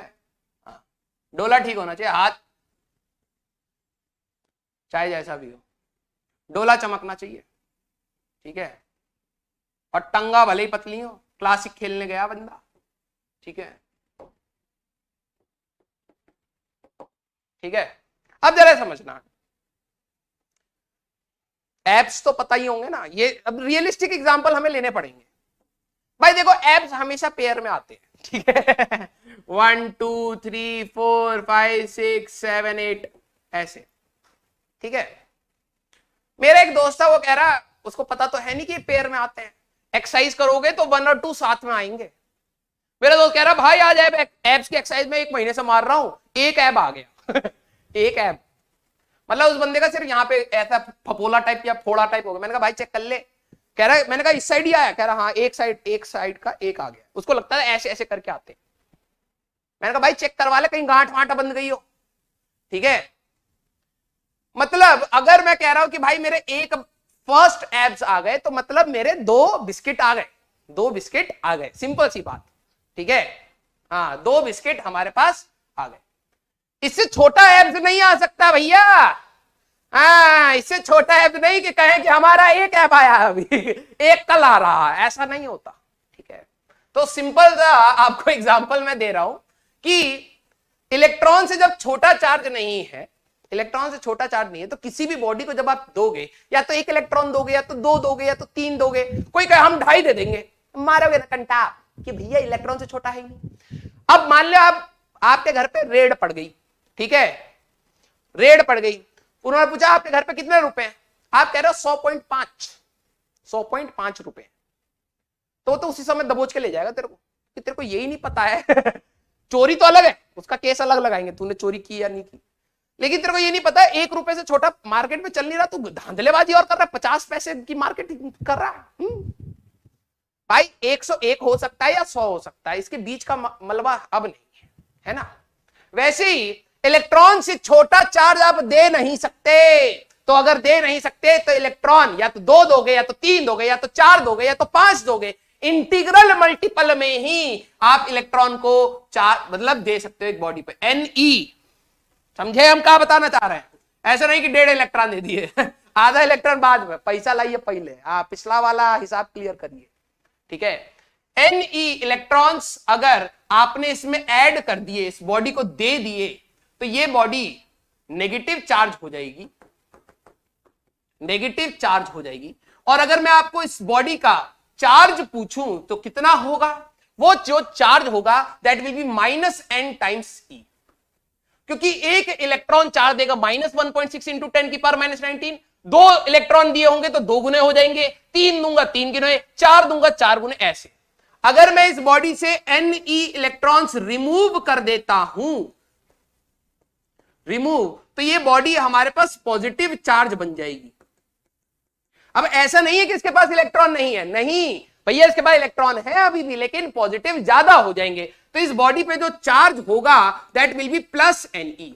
तो आपको बुक्स में ये लिखा जाता है, ध्यान से लिखिएगा इसको, charge on body, charge on any body, इसका कहने का मतलब यह है कि किसी भी बॉडी को जब आप चार्ज देते हैं वो +- के फॉर्म में ही हो सकता है, means n should B integer, n आपका एक इंटीजर होना चाहिए, पॉजिटिव इंटीजर। ऐसा नहीं है कि आप 2.5 इलेक्ट्रॉन दे रहे हैं, इससे छोटा आप इलेक्ट्रॉन दे ही नहीं सकते, इससे छोटा इलेक्ट्रॉन से छोटा आप चार्ज दे ही नहीं सकते। अब क्वार्क का केस तो हट ही गया, क्योंकि हम क्वार्क की बात ही नहीं कर रहे, क्वार्क तो न्यूक्लियस के अंदर है और न्यूक्लियस का मलबा अभी हम छेड़ नहीं रहे। अगर ध्यान से सुनिएगा, क्योंकि एसोसिएटेड मास भी है, अगर मान लो इस बॉडी का मास था m0, इनिशियल मास, समझने की बात, क्या इस बॉडी को चार्ज करते समय मास चेंज होगा, हां या ना? सिंपल सा स्टेटमेंट, एक न्यूट्रल बॉडी को मैं अगर चार्ज कर रहा हूं तो उसका मास चेंज होगा, ट्रू और फॉल्स? HC वर्मा का क्वेश्चन है। बोलो भाई, बोलो भाई। If a neutral body is given a charge, भले वो पॉजिटिव हो या नेगेटिव हो, ठीक है, हमारे पास the mass of the body will change, true और फॉल्स? अब कई बच्चों को लगता है कि क्यों मास क्यों चेंज होगा, अरे पगले, हर इलेक्ट्रॉन का मास है, हर इलेक्ट्रॉन का मास है 9.11 इंटू या 9.1 इंटू 10 की पावर -31 kg। भले ही माइन्यूट चेंज होगा, लेकिन होगा जरूर। नेगेटिव चार्ज में मास विल इंक्रीज बॉडी का, जब भी आप नेगेटिव चार्ज, क्योंकि आपने इलेक्ट्रॉन दे दिए ना, हर इलेक्ट्रॉन का ये मास भी तो उसमें जुड़ेगा ना, तो फाइनल मास इसका जो होगा that will be m0 initial mass plus n times mass of electron. Simple सी बात। क्योंकि आपने पॉजिटिव चार्ज में से इलेक्ट्रॉन हटा लिए हैं, तो इसका अगर आप फाइनल मास की बात करेंगे तो that will be m0 minus n times mass of electron, क्योंकि इलेक्ट्रॉन के रिमूवल से एक पॉजिटिव चार्ज बनता है। ठीक है, n should be an integer concept. We cannot give fractional charge, we cannot give fractional electrons, कह सकता हूं फ्रैक्शनल इलेक्ट्रॉन्स, कंसेप्ट ये, इसीलिए उन्होंने कहा क्वांटाइज्ड, फिक्स है, या तो 1.6 इंटू 10 की पावर 19 हो सकता है, या 3.2 इंटू 10, मतलब इंटीजर मल्टीपल पे ही आपको मिलेगा। पहला। दूसरा मास, दूसरा कहां गया भाई, दूसरा हमारे पास mass of body changes, mass of neutral body या body changes whenever charge is given, whenever charge is given। बोलो भाई कंसेप्ट क्लियर, बोलो भाई कंसेप्ट क्लियर, हाँ बोलो भाई कंसेप्ट क्लियर। भाई देखो यार, सिंपल सी बात है, मैंने कहा कि मैं अमीर या गरीब कैसे हो सकता हूं, नोट या सिक्के की वजह से। एक एक रुपए का भी डिफरेंस आया तो अमीर या गरीब होंगे। अगर मैं 100 रुपए मेरे पास भी थे, 100 रुपए आपके पास भी थे, मैंने 1 रुपए का सिक्का आपको दिया, 1 रुपए का सिक्का आपको दिया, तो आप अमीर हो गए, मैं गरीब हो गया, सिंपल। ठीक है, लेकिन वो 1 रुपए का सिक्के के साथ मास भी तो है ना, भली वो नोट ही क्यों ना हो, छोटा सा ही मास है तो वो मास भी तो आपके साथ ट्रांसफर, अमीरी और गरीबी के साथ मास का भी तो चेंज है। जो अमीर होते हैं वो थोड़े भारी होते हैं, तुमने नोटिस किया होगा, हाँ या ना। जो अमीर लोग होते हैं, ठीक है, वो इसीलिए भारी होते हैं। और पिछले सेशन में हम खूब मोटे हुए हैं, समझ लियो। चला जाए आगे। भाई देखो, कोई समरी ये है, किसी भी बॉडी को आप चार्ज करोगे तो इलेक्ट्रॉन के लेने या देने से, जिसको दोगे वो नेगेटिव चार्ज, जिससे लोगे वो पॉजिटिव चार्ज, सिंपल सी बात। दूसरी बात, इलेक्ट्रॉन आप 1.5, 2.5, 3.5 इलेक्ट्रॉन नहीं दे सकते। आप दोगे तो 1, 2, 3, 4, 4 इलेक्ट्रॉन दोगे या 4 इलेक्ट्रॉन लोगे, तो जो भी चार्ज होगा वो प्लस माइनस एनी के जैसे होगा। N should be an integer, और हर इलेक्ट्रॉन का एक मास है भैया, हर इलेक्ट्रॉन का एक मास है, तो जितना इलेक्ट्रॉन आएगा उसके इंटीग्रल मल्टीपल ऑफ मास भी उसके साथ जुड़ेगा या कम होगा। बोलिए हाँ भैया। हम पिछले सेशन में जब स्टार्ट किए थे तो हम थे कितना केजी के, हम थे 78 केजी। जब सेशन खत्म हुआ तो हम हो गए कितना केजी, 108 केजी, कुंतल। जिम वाले पे गए, जिम वाला लिख रहा है 1 कुंटल 8 केजी। मैं कहा अरे कुंटल में क्या लिख रहे हो, कहाँ नाप रहे हो, अरे तुम्हारा वजन। तो तुम सोच सकते हो, सोच सकते हो हमारा पिछले सेशन में मास बड़ा है तो मतलब क्यों बड़ा होगा। ठीक है, बात सही। चलो भाई, ओके। अब डिजिटल मनी ना, डिजिटल मनी में नहीं चलता, ठीक है। हाँ आइए, अब आपको इसमें से बताना है which charge is not possible, इनमें से कौन सा चार्ज इज नॉट पॉसिबल। एक बच्चा कह रहा है बोरिंग हो रहा है, तो बेटा मनोरंजन के लिए पापा को बोलिए कि कुछ पैसा और खर्च करें आपके सामने और प्रदर्शनी लगाई जाए। ठीक है, पापा भी ऐठा देंगे तुम्हें, बेटा जो पढ़ा रहे हैं पढ़ लिया, ठीक है, वरना समय अभी सबसे बलवान होता। ठीक है, इनमें से कौन सा चार्ज पॉसिबल नहीं है। ठीक है, जैसे ये हमारे पास दे रखे हैं, जल्दी से सिलेक्ट करिए पहला ऑप्शन। ठीक है, कहा कि एक बॉडी पे 1.6 इंटू 10 की पावर, ये देखो सारे पॉजिटिव है, मींस इलेक्ट्रॉन के ले मतलब इलेक्ट्रॉन रिमूव करने की वजह से पॉजिटिव बने होंगे। तो इलेक्ट्रॉन या तो 1 लिया जा सकता है, या तो 2, या तो 3, या तो 4, या तो 5, इंटीग्रल में भी जाएंगे। तो ये अगर आप देखें किसी भी बॉडी का जो चार्ज है वो प्लस माइनस एनई हो सकता है। तो मैं अगर ये चेक करूं इसमें कितने इलेक्ट्रॉन जाने के बाद आएगा, तो 1.6 इंटू 10 की power -19 is equal to n into 1.6 into 10 की पावर -19।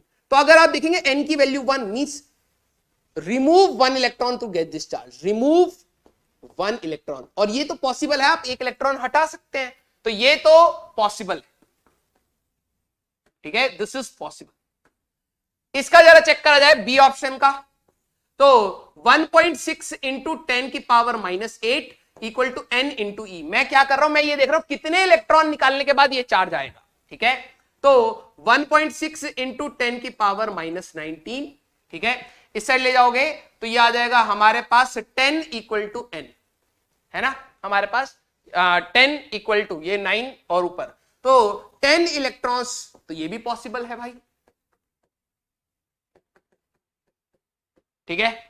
थर्ड सी ऑप्शन हमारे पास 1.6 इंटू 10 की power -20 is equal to n into 1.6 into 10 की पावर -19। ये हमारे पास cancel, 10 raise to power -1 equal to n means 0.1 electrons आपको रिमूव करने पड़ेंगे। नॉट पॉसिबल, नॉट पॉसिबल, ठीक है। C and D, very good रे, वेरी गुड, वेरी गुड। अयो कतई मजा आता जे। डी ऑप्शन का अगर मैं चेक करता, डी ऑप्शन, तो हमारा जो चार्ज जी 4.5 इंटू 10 की पावर -19 होता। तो अब अपन को क्या चेक करना, अपन को चेक करना कि अपन को शाम को इडली या डोसा क्या मिलेगा। तो हमारे पास n इंटू 1.6 इंटू 10 की पावर -19 है। अगर चेक करें तो ये फ्रैक्शनल आएगा जी, फ्रैक्शनल, दैट शोज इलेक्ट्रॉन को तोड़ना पड़ेगा, और तोड़ने का औकात हमारे पास नहीं है। Not possible, not possible. तो क्या पूछता जी, ये पूछता which of the following charge is not possible. तो नॉट पॉसिबल का तो आंसर हमारे पास सी ऑप्शन है, डी ऑप्शन आता ना जी। बोलिए बोलिए, सी और डी ऑप्शन आपका मैच करता तो आपको इडली डोसा मिलता। बोलिए, हाँ बात सही। तो बेसिकली कभी भी, अब आपके कंसेप्ट दिमाग में आना चाहिए, कभी भी अगर किसी बॉडी पे कोई भी चार्ज है, वो इलेक्ट्रॉन के लेने या देने से आएगा, तो जो भी चार्ज होगा वो इंटीग्रल मल्टीपल ऑफ इलेक्ट्रॉन होना चाहिए, या तो 1 इलेक्ट्रॉन, या तो 2 इलेक्ट्रॉन, या तो 3 या 5, 100, 1000, 1 लाख, मतलब इंटीजर, फ्रैक्शन नहीं होना चाहिए। ये कह रहा 0.1 इलेक्ट्रॉन के देने या लेने से हो सकता है चार्ज। 0.1 इलेक्ट्रॉन कैसे दोगे, है ऐसा है कि इलेक्ट्रॉन देना बेटा, तुम रुक जाओ, इलेक्ट्रॉन अगर आपको देना तो तुम चले जाओ, ये 0.1 दे दिया, ऐसे दे सकते हो क्या, पागल हो, ठीक है। और ये 4.5, 4.8 होता तो फ्रैक्शन वो आ जाता है इंटीजर, 4.5 फ्रैक्शनल आएगा, देखते ही पता लग रहा है नॉट पॉसिबल, ठीक है। हाँ बहुत सही, ये हुई ना बात। आइए इंटरैक्शन ऑफ चार्जेस के बारे में बात करेंगे, ठीक है, बहुत सही। इंटरैक्शन ऑफ चार्जेस, आपको पता है चार्जेस एक दूसरे से इंटरैक्ट करते हैं। सोच के बताइएगा कि हमारे पास पॉजिटिव, ये बेसिक 10वीं क्लास में सिखाया जाता है, नहीं पता है तो याद कर लीजिए, पॉजिटिव पॉजिटिव, पॉजिटिव नेगेटिव, और या फिर नेगेटिव नेगेटिव और पॉजिटिव नेगेटिव। अगर मैं इनकी बात करूं तो ये इनमें से कौन रिपेल करेगा, कौन अट्रैक्ट करेगा, आपको क्या पता है भाई और बहनों? नहीं समझ आया, समझने की तो बात ही नहीं थी, क्वेश्चन करने की बात थी। भाई मेरे पास सबसे छोटा पैसा या मनी जो हो सकती है वो 1 रुपए हो सकती है। खुद सोचना यार, 1 रुपए। मैं कह रहा हूं, एक बंदा कह रहा है मेरे पास 102 रुपए हैं, ठीक है, और एक कह रहा है 100.5 रुपए हैं। क्या आप ये डिटेक्ट कर सकते हैं यहां से कि कौन सही बोल रहा है, कौन झूठ? हो सकता है दोनों ही झूठ बोल रहे हो, लेकिन ये तो पक्का झूठ बोल रहा है। क्यों? क्योंकि आप 1 रुपए से छोटा तो रुपए दे ही नहीं सकते ना। 100.5 कैसे हो जाएगा भाई? एक इलेक्ट्रॉन पे जो चार्ज है वो 1.6 इंटू 10 की पावर -19 है। मैंने देखा कितने इलेक्ट्रॉन के बाद ये चार्ज आएगा, 1 इलेक्ट्रॉन, n की वैल्यू 1 मींस 1 इलेक्ट्रॉन अगर आप दे दोगे तो बॉडी पे इतना चार्ज, ये पॉसिबल है। इसका जब चेक करा तो 10 इलेक्ट्रॉन देने पे ये चार्ज आ सकता है, पॉसिबल है। जब ये चेक करा 0.1 इलेक्ट्रॉन देने पे चार्ज है, 0.1 कैसे दोगे, नहीं दो पाओगे तो नॉट पॉसिबल, और इसका भी सिमिलर नॉट पॉसिबल। ठीक है, अगली क्लास से हम लोग वो भी करेंगे, पोल भी करेंगे। ठीक है, हाँ पहले कंसेप्ट तो बने, पोल क्या करवाएंगे। अरे यार ये तो हैंग हो गया जी, नहीं रुकिए रुकिए। अब आइए, तो आपको पता है positive positive like charges repel करते हैं। ठीक है, नेगेटिव नेगेटिव रिपेल करेंगे, और अनलाइक चार्जेस, अलग अलग चार्जेस है तो अट्रैक्ट करेंगे। ठीक है, इलेक्ट्रिक फोर्स की बात करी जाए तो ग्रेविटेशन के हिसाब से तो अट्रैक्ट करेंगे ही। ठीक है, ग्रेविटेशन मास इनके पास है तो अट्रैक्शन फोर्स तो है, प्लस इसके साथ साथ इलेक्ट्रिक फोर्स की बात करी जाए तो like charges important, electric force की बात करी जाए तो like charges repel each other. ठीक है, रिपेल ईच अदर, और ये अब शॉर्ट नोट्स में होना चाहिए आपका, अनलाइक चार्जेस मींस दूसरे अलग अलग positive negative, unlike charges attract each other. ठीक है, अट्रैक्ट ईच अदर। इसको अभी मैं आपको दिखाऊंगा भी, अगर आपको खुजली है तो आइए खुजली थोड़ा मिटा दें, डंडी पकड़ा दें आपको। ठीक है, जैसे कूलम्स लॉ भी हम लोग पढ़ने भी वाले। ठीक है, अगर मैं दोनों पे पॉजिटिव पॉजिटिव, इसको 10 कूलम, इसको 4 माइक्रो कूलम, दोनों को पॉजिटिव पॉजिटिव चार्ज दूंगा तो दोनों रिपेल कर रहे हैं। ठीक है, एक को पॉजिटिव कर दूं, एक को नेगेटिव कर दूं, एक पॉजिटिव एक नेगेटिव, तो ये अट्रैक्ट कर रहे हैं। कहने का मतलब ये है दोनों को अगर मैं नेगेटिव कर दूंगा, नेगेटिव नेगेटिव, तो दोनों रिपेल कर रहे हैं। डिस्टेंस पर भी डिपेंड करेगा, वो हम लोग अभी डिस्टेंस की भी बात करेंगे, लेकिन नेचर की अगर बात करी जाए, पॉजिटिव पॉजिटिव रिपेल करेगा, नेगेटिव नेगेटिव रिपेल करेगा, पॉजिटिव नेगेटिव अट्रैक्ट करेगा। ये हमारे पास मेन कंसेप्ट आपका आता है। ठीक है, ये आपका मेन कंसेप्ट हमारे पास आता है। बोलिए क्लियर? हाँ हाँ बोलिए क्लियर। ग्रेविटेशनल फोर्स हमारे पास कंपैरेटिवली इलेक्ट्रोडायनेमिक फोर्स से वीक होता है। ठीक है, हमारे पास gravitation force is weaker than electrostatic force. Gravitational force is weaker, force is smaller as compared to electrostatic forces. Question में हम लोग करेंगे, रेशियो लेंगे तब पता लग जाएगा कितना रेशियो रहता है। ठीक है, तो हम लोग क्वेश्चन में जनरली ग्रेविटेशन फोर्स, जब तक आपको क्वेश्चन में मास ना दिया जाए हम कंसीडर नहीं करते, क्योंकि वो बहुत छोटा होता है। चार्ज इज इनवेरिएंट, तो ये जो टॉपिक है, ध्यान से सुनिए अब मेरी बात, सारे के सारे बच्चे, ये जो टॉपिक है, ऑल्दो आपको स्कूल में कभी प्रॉपर्टी पूछी जाए तो आप इसको नहीं भी लिखेंगे तो अबे क्या दिक्कत है। ठीक है, तो आपको कोई पंगा नहीं आएगा, ऐसा नहीं है कि टीचर मार्क्स काट लेगा, बल्कि आप लिख देंगे तो हो सकता है मार्क्स कट जाए, क्योंकि टीचर को नहीं पता होगा। ठीक है, सिंपल सी बात। इनवेरिएंट, इनवेरिएंट मींस जो कभी वेरी ना करे, जो कभी वेरी ना करे। अब मैं इससे पहले आपको कुछ बेसिक चीजें बताता हूं। ठीक है, ये क्वेश्चन के फॉर्म में हम करेंगे, अभी बस आप ये नोट कर लीजिए। ठीक है, हाँ ये बस आप नोट कर लीजिए। अब कुछ बच्चे शायद नए जुड़े हैं, पता लग रहा है बिल्कुल, उन्होंने पूछा कि सर आपको कैसे पता ये रिपेल करते हैं। ठीक है, व्हाई डू दे रिपेल, कैसे पता, तो एक्सपेरिमेंट अलग है, व्हाई डू दे रिपेल। बेटा there are two type of physics. ठीक है, one is experimental, one is theoretical.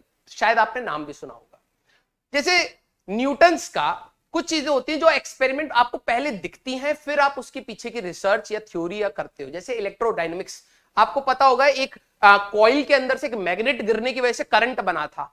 जब करंट बना तब लोगों ने कहा अरे दादा रे दादा, नया चैप्टर बन गया, पढ़ना पड़ेगा। ऐसा नहीं, उन्होंने देखा कि ऐसा हुआ तो उसके पीछे रिसर्च करी गई और ये पाया गया। एप्पल जमीन पे जब गिरा तो न्यूटन ने बोला कि ये अट्रैक्ट हुआ। एक्सपेरिमेंटल चीज को देख के थ्योरी देना। एक होती है थ्योरेटिकल फिजिक्स, जैसे स्पेशल थ्योरी ऑफ रिलेटिविटी या जनरल थ्योरी ऑफ रिलेटिविटी। आपने time dilation, length dilation, volume dilation ये सब नहीं देखा, बट थ्योरी में एल्बर्ट आइंस्टीन ने दिया कि जब आप बहुत हाई स्पीड पे चलते हैं तो हमारे पास कुछ पैरामीटर्स चेंज होते हैं। ये लेंथ 2 मीटर की है तो लेंथ कॉन्ट्रैक्ट हो जाएगी, ठीक है, हमारा मास बढ़ जाएगा हाई स्पीड पर। ये थियोरेटिकल फिजिक्स है जिनके प्रूफ बाद में किए जाते हैं, देखे जाते हैं experimentally. Like charges repel each other, unlike charges attract each other. This is the experimental fact which we have studied and made a rule about it कि ऐसा होता है। ठीक है, क्या लैग है? लैग कहां से आ गया? इतना मस्त क्लास चल रहा है भैया, मक्खन के जैसे, बिल्कुल मजा मजा में, कहीं लैग नहीं है। बस हाँ थोड़ा सा लैग हुआ ना, कोई नहीं, चलो। इनवेरिएंट मतलब हमारे पास वो कभी वेरी नहीं करेगा। अब आपके सिलेबस में ये है नहीं, तो बस थोड़ा सा मेरे को पता है, इट्स लाइक अ सिरिंज, जैसे इंजेक्शन लगा कर खून लेते हैं ना, इसको पढ़ाना एक टीचर के लिए बच्चे के हाथ में सिरिंज देने के जैसा है। बच्चे को दे दिया, आप खून ले लीजिए बेटा हमारा, और बच्चा 5 लीटर की जगह 6 लीटर निकाल कर ले जाएगा। एक्चुअली में जनरल थ्योरी ऑफ रिलेटिविटी में हमें यह पता लगा कि कुछ चीजें या कुछ प्रॉपर्टीज ऑफ मैटर है, ठीक है, कुछ प्रॉपर्टीज। अभी भी लैग हो रहा था? हाँ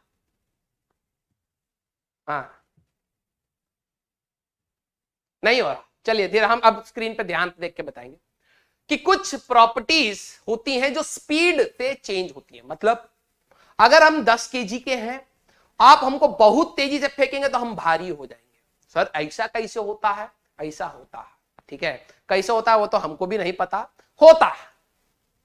हाँ लैग हो रहा जी, हम पकड़ लिया। हाँ हमारा मुंह वहीं पे अटका पड़ा था, रुकिए बोल दे भाई साहिल, लैग हो रहा है यार।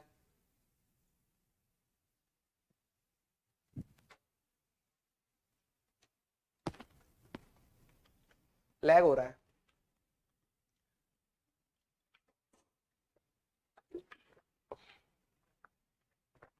एक मिनट रुको भाई। हाँ ठीक है, अब आ रही आवाज? बोलो भाई। No lag. तो बेसिकली चार्ज इज इनवेरिएंट का मतलब क्या है कि अगर हमारे पास एक चार्ज है, मान लो 2 कूलम का, अगर ये रेस्ट पर है, रुका हुआ है, तब भी ये 2 कूलम का होगा। और अगर आप इस 2 कूलम के चार्ज को हाई स्पीड से, v as comparable to speed of light, उससे ज्यादा तो जा नहीं सकते, c is 3 × 10⁸ metre per second speed of light, speed of light. अगर आप इसको बहुत तेजी से भी लेके जाते हैं, ठीक है, तब भी इसका चार्ज सेम रहेगा, charge will remain same, charge will be same. Charge is invariant का मतलब क्या है कि even in relativistic speed, relativistic means जहां पर थ्योरी ऑफ रिलेटिविटी लगती है, मींस किसी भी बॉडी की स्पीड अगर स्पीड ऑफ लाइट के कंपैरिजन में, किसी भी बॉडी की स्पीड ऑफ लाइट के कंपैरिजन में स्पीड है, तो उसके कुछ पैरामीटर्स चेंज होते हैं, mass, length, area, volume, time, density, ये सारी चीजें वेरी करती हैं, लेकिन कुछ पैरामीटर्स कभी चेंज नहीं करते। वो पैरामीटर्स में से एक पैरामीटर है आपका चार्ज। अगर आप चार्ज 2 कूलम यहां पर है, तो स्पीड ऑफ लाइट से भी अगर आप लेके जाओगे तब भी 2 कूलम रहेगा, वेयरएस मास इसका चेंज हो जाएगा, मास विल वेरी। यहां लिख देता हूं, mass and dimensions, mass and dimensions very कर जाएंगी, but charge will not very, charge will not very. तो आपको बस ये पता होना चाहिए कि चार्ज इज इनवेरिएंट। आप रुके हुए चार्ज का अगर 2 कूलम चार्ज है, तब भी वही 2 कूलम रहेगा, और आप उसको बहुत तेजी से ले जाएं, स्पीड ऑफ लाइट के आसपास की भी स्पीड दे दें, तब भी वो 2 कूलम ही रहेगा। इसी को बोला जाता है चार्ज इज इनवेरिएंट। ठीक है, बोलो भाई क्लियर? ठीक है, हाँ नींद आ रही है, स्कूल से आए हैं बेटा, सो जाओ, सो जाओ, और ऐसे कंटिन्यू करो 1 साल तक, और अपनी रैंक किसी और को दे दे, खुशी खुशी। ठीक है, दोबारा बता रहा हूं, ठीक है, कईयों को लैग आ गया। बेटा हमारे पास अगर एक बॉडी है जिसका मान लो एक लेंथ है L, मास है M, हम जो ये फिजिक्स पढ़ रहे हैं that is called classical physics. क्या पढ़ते हैं ये हम लोग? Classical physics. ठीक है, हमारे पास कोई भी बॉडी जिसका खुद का अपना डायमेंशन है, लेंथ है, मास m है, अगर हम लोग इसको बहुत हाई स्पीड से मूव कराते हैं, हाई स्पीड से चलने लगता है, तो यहां पर क्लासिकल फिजिक्स की जगह जनरल थ्योरी ऑफ रिलेटिविटी, कुछ चीजें चेंज होती हैं, थ्योरी ऑफ रिलेटिविटी आ जाता है। और वहां पर हमारी जो चीजें, हमारी जो समझ है चीजों को लेके, भले वो मास, लेंथ, टाइम, ये सारी समझ यहां पर चेंज हो जाती है। यहां पे मास जो होता है वो वेरी कर जाता है, मास चेंज होता है, क्या फॉर्मूला रहेगा वो बाद में देख लेंगे। लेंथ वेरी कर जाएगा, टाइम वेरी कर जाएगा, ठीक है। लेकिन हमें ये चीज पता है कि कुछ चीजें इन दोनों में हमेशा सेम रहती हैं। उनमें से एक एग्जाम्पल है दैट इज चार्ज, और भी होते हैं, ठीक है। दैट इज 5 क्वांटिटीज हैं जो इनवेरिएंट होती हैं, उनमें से एक स्पीड ऑफ लाइट भी होती है। मतलब अगर आप रुके हुए हो तो आपकी speed of light 3 × 10⁸ metre per second है।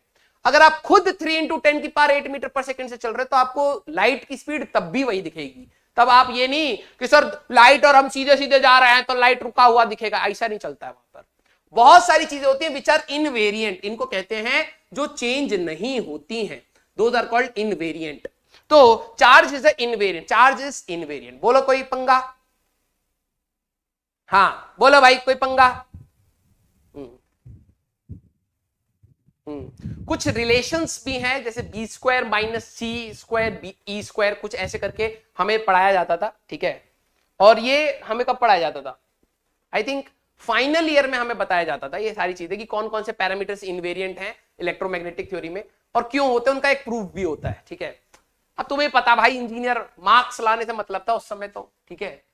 तो आपको बस अभी ये चीज समझ आनी चाहिए कि आज रेस्ट पर रखो या तेजी से ले जाओ, चार्ज कभी भी चेंज नहीं होता। मास, लेंथ, टाइम, वॉल्यूम, डेंसिटी, ये सारी चीजें वेरी हमारे पास करती है, ठीक है। हाँ ओके, बहुत सही, नो पंगा। ओके बेटा, there is a proof of everything, ठीक है। But whatever is required we will study in our class, okay. जो भी चीज हमें रिक्वायरमेंट होगी वही पढ़ेंगे, ओके।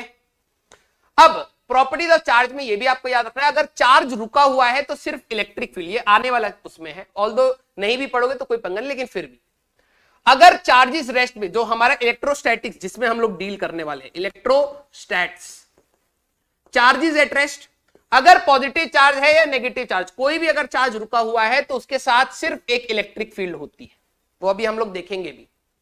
जब कांस्टेंट वेलोसिटी से चलना स्टार्ट करेगा चार्ज, जब कांस्टेंट वेलोसिटी से चलेगा तो करंट बनाएगा, याद रखना, ठीक है। तब वो करंट बनाएगा तो इलेक्ट्रिक फील्ड भी होती है और इसके साथ एक मैग्नेटिक फील्ड भी आएगी जो हम लोग बाद में पढ़ेंगे। और अगर चार्ज एक्सेलरेटेड है, एक्सेलरेटेड, तो ये एक रेडिएशन से निकालता है which is called electromagnetic radiation, EM waves. ये भी आपका एक चैप्टर है। और इसके बाद आप लाइट चैप्टर पढ़ेंगे, light, ray optics and wave optics. उसमें चार्ज जब स्पीड अप या तो स्पीड करेगा या स्लो डाउन करेगा तो उसमें से रेडिएशंस निकलती हैं, उन रेडिएशंस को हम लोग कहते हैं इलेक्ट्रोमैग्नेटिक रेडिएशंस, ठीक है। हाँ, स्टॉप दिस सेशन भैया, हमारे पास सुप्रीम कोर्ट के जज आ गए, उन्होंने ठक ठक ठक स्टॉप दिस सेशन बोल दिया है। समझो मैं क्या कह रहा हूं, ये कहने का मतलब क्या है, अगर कोई पॉजिटिव चार्ज और नेगेटिव चार्ज रुका हुआ है, रेस्ट पर है, तो प्रोड्यूसेस ओनली इलेक्ट्रिक फील्ड, इनके अंदर से सिर्फ इलेक्ट्रिक फील्ड बनती है। ये होती क्या है आगे पढ़ेंगे बेटा, इलेक्ट्रिक फील्ड, ठीक है। कोई मैग्नेटिक फील्ड नहीं बनती, पहला पॉइंट। दूसरा पॉइंट, अगर पॉजिटिव चार्ज या नेगेटिव चार्ज चलना स्टार्ट कर दे कांस्टेंट स्पीड से, कांस्टेंट होना चाहिए, ठीक है, इधर चले या इधर चले फर्क नहीं पड़ता, तो डेवलप्स करंट, ये करंट बनाना स्टार्ट कर देंगे और इस करंट की वजह से एक अलग से इसके साथ मैग्नेटिक फील्ड भी आ जाती है। तो एक चार्ज मैग्नेटिक फील्ड कब बनाता है ये आपको पता होना चाहिए। चार्ज मैग्नेटिक फील्ड तब बनाएगा जब वो चल रहा होगा। तो electric field plus magnetic field दोनों इसके पास होती है, ठीक है, कांस्टेंट स्पीड के लिए इलेक्ट्रिक और मैग्नेटिक दोनों। थर्ड, अगर वही चार्ज एक्सलरेटेड है, एक्सलरेटेड मींस एक्सलरेशन है, स्पीड चेंज करेगी, तब इसके अंदर से इलेक्ट्रोमैग्नेटिक रेडिएशंस निकलती हैं, इसके अंदर से इलेक्ट्रोमैग्नेटिक रेडिएशंस निकलती हैं। अब ये चीज कई बच्चों को पंगा दे रही होगी, ठीक है। क्लास का ड्यूरेशन बेटा 1 आवर 45 मिनट्स का, 5 मिनट और बचे, बस ध्यान से सुन लो, ये लास्ट टॉपिक, इसके बाद पढ़ाऊंगा नहीं, ठीक है। अच्छा, अरे होएगा भैया केमिस्ट्री का क्लास, हम थोड़ा ना ले लेंगे केमिस्ट्री, इलेक्ट्रॉन पढ़ा रहे हैं, इसका मतलब ये थोड़ा ना कि हम बनाना बांट पढ़ा देंगे। आइए, आपने केमिस्ट्री में अब केमिस्ट्री का ही टॉपिक लेना था, ठीक है, आपने केमिस्ट्री में ये थोड़ा बहुत तो पढ़ा होगा, मैं मानता हूं आप बहुत तेज नहीं है, ठीक है, गधाए हैं, लेकिन ये भी मानते हैं हम कि आप गधाए मैक्स प्रो लेवल तो नहीं है, ठीक है। तो आपने हाइड्रोजन, उसमें spectra, Lyman, Balmer, Paschen, Brackett, Pfund, Humphrey, last बता दीजिए क्या आपने ये बात पढ़ी है, हाँ या ना? क्या आपने ये बात पढ़ी है कि इलेक्ट्रॉन जब डीएक्साइट होता था तो n=1 में लाइमन, n=2 में Balmer, Paschen, Brackett, Pfund, Humphrey, हाँ या ना? बोलिए। हाँ, शुक्र है, चलिए आप कम से कम गधा मैक्स प्रो लेवल 2 तो नहीं है, गधा ही है बस खुशी मनाइए। तो इलेक्ट्रॉन जब यहां से यहां आता है ना, यहां से यहां आता है, तो इसमें से रेडिएशंस निकलती हैं, और आपने पढ़ी है लाइमन सीरीज जब होती थी तो अल्ट्रा वायलेट, बाल्मर थोड़ा बहुत भी याद आ रहा अंधेरे में से, visible spectra, Lyman, Balmer, Paschen, Brackett, Pfund, Humphrey, तो ये इंफ्रारेड में, ये सारे के सारे क्या आपको याद नहीं आ रहा है कि एक रेडिएशन का पैटर्न होता था, cosmic, gamma, X rays, ultraviolet, visible, infrared, microwave, radio wave, ये सारी की सारी इलेक्ट्रोमैग्नेटिक रेडिएशन है चच्चा। और ये इलेक्ट्रॉन जब यहां से डीएक्साइट होकर दूसरे लेवल पर आता है तो स्पीड अप होता है, आपको वेलोसिटी पता होगी, v0 इंटू z/n, जैसे जैसे शेल चेंज करेगा वेलोसिटी चेंज होगी, वेलोसिटी चेंज होगी तो एक्सेलरेशन होगा, अगर एक्सेलरेशन है तो उसमें से रेडिएशन निकलती है, वही तो पढ़ा के निकल गए, आपने दिमाग ही नहीं लगाया।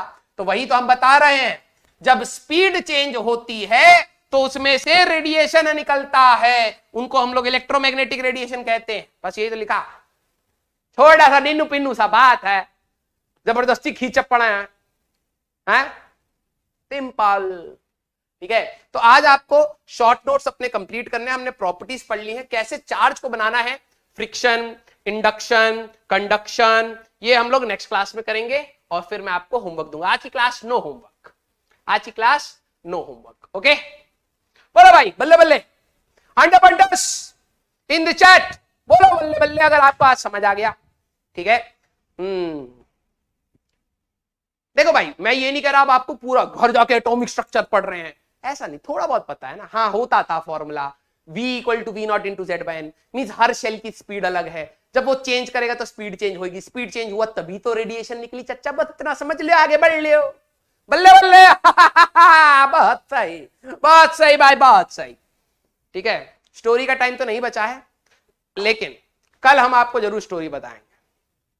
हम आपको भूमिका बता दे रहे हैं, भूमिका मतलब प्लॉट बता देते हैं कि जो लक्ष्य जेई और से लक्ष्य नीट हुआ था, ठीक है, तो उसमें इवेंट होना था, तो बुल राइडिंग थी, तो जैसे हम उस पर बैठे तो लोग बोलने लग गए, कह रहे देखो भैया भैंसे पे भैंसा बैठा है, ठीक है। तो हमको बड़ा इज्जत पे आ गया बात, तो हम पकड़ लिए भैंसे को कि चलो कम से कम भैंसे पे बैठने का ही इनाम है, ठीक है। और उस इवेंट से पहले क्या हो रहा था ना, तो गर्मी तो थी, हम च्युइंगम चबा रहे थे, ठीक है, तो हैप्पीडेंट किसी के पास पड़ी थी, तो मैं था, सचिन सर थे, MR सर थे, तो हम लोग सारे मतलब उस बुल को देख रहे थे, भैया इस पे चढ़ेंगे कैसे, ठीक है।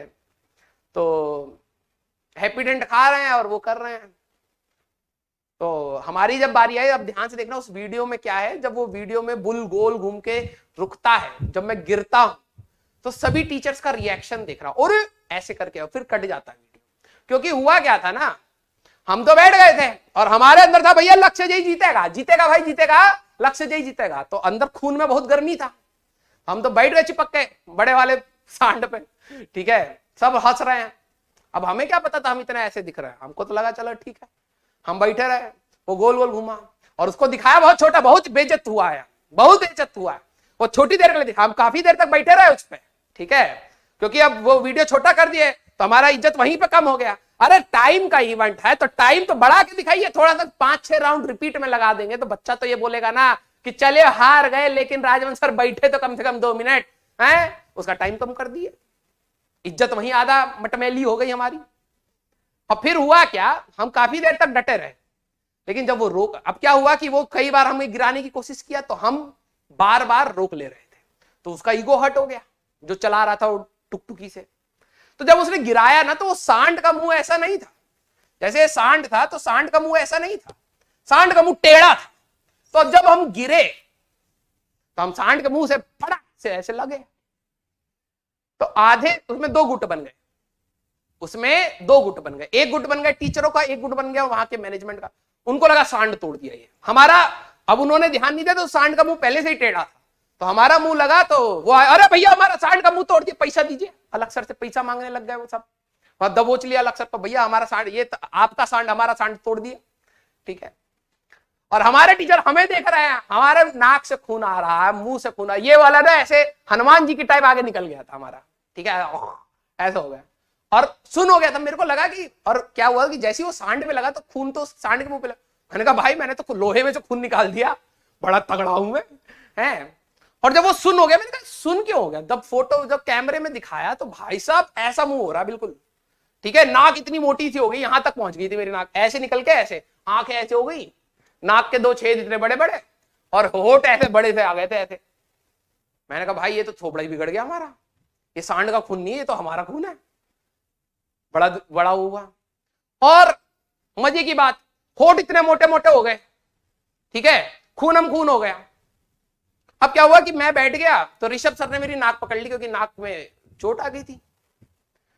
तो जो हम हैप्पीडेंट खा रहे थे ना, वो हैप्पीडेंट पहले कहीं से गिर गई थी, किसी ने खाई होगी, किसी ने फेंक दी, ठीक है, हैप्पीडेंट गिर गई।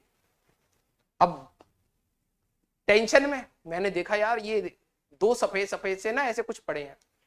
तो आप सोचो कि मेरे दिमाग में क्या आएगा, सबसे पहला थॉट क्या आएगा, ऐसे ऐसे 2 सफेद सफेद से पड़े और खून तो निकल ही रहा था, ठीक है, तो यहां पे ऐसे ब्लड भी लग गया उस पे।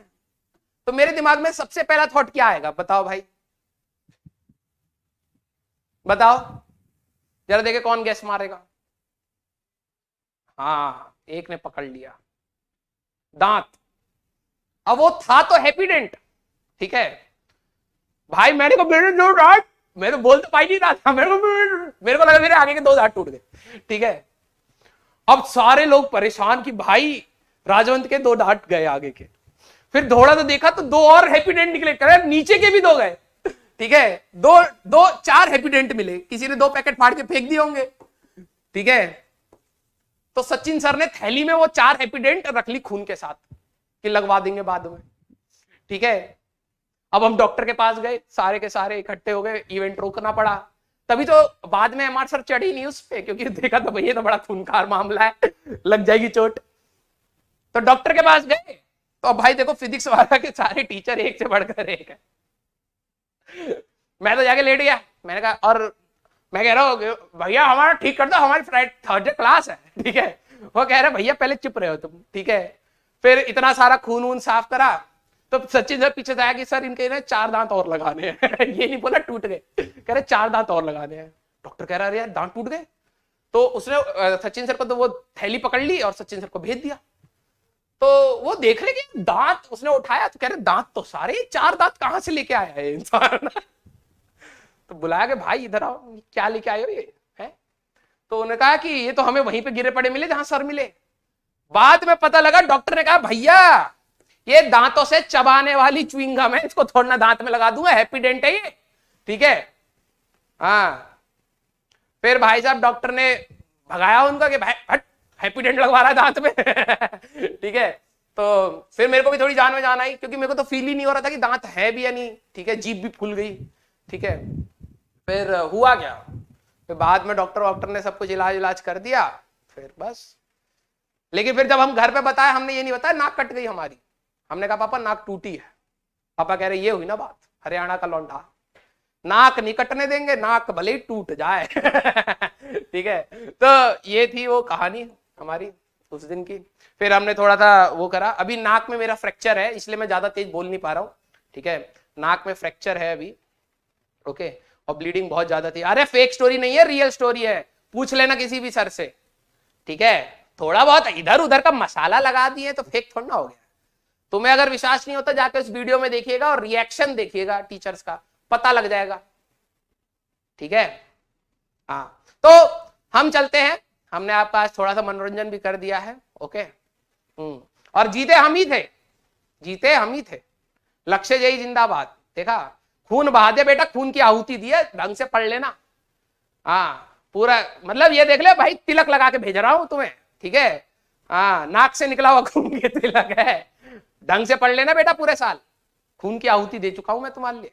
हाँ, ओके, चलो, तो मिलेंगे हम लोग नेक्स्ट क्लास में जो होगी कल, और आपके पास नोटिफिकेशन आ जाएगी। तो पढ़ते रहिए, मचाते रहिए, tata bye bye, take care.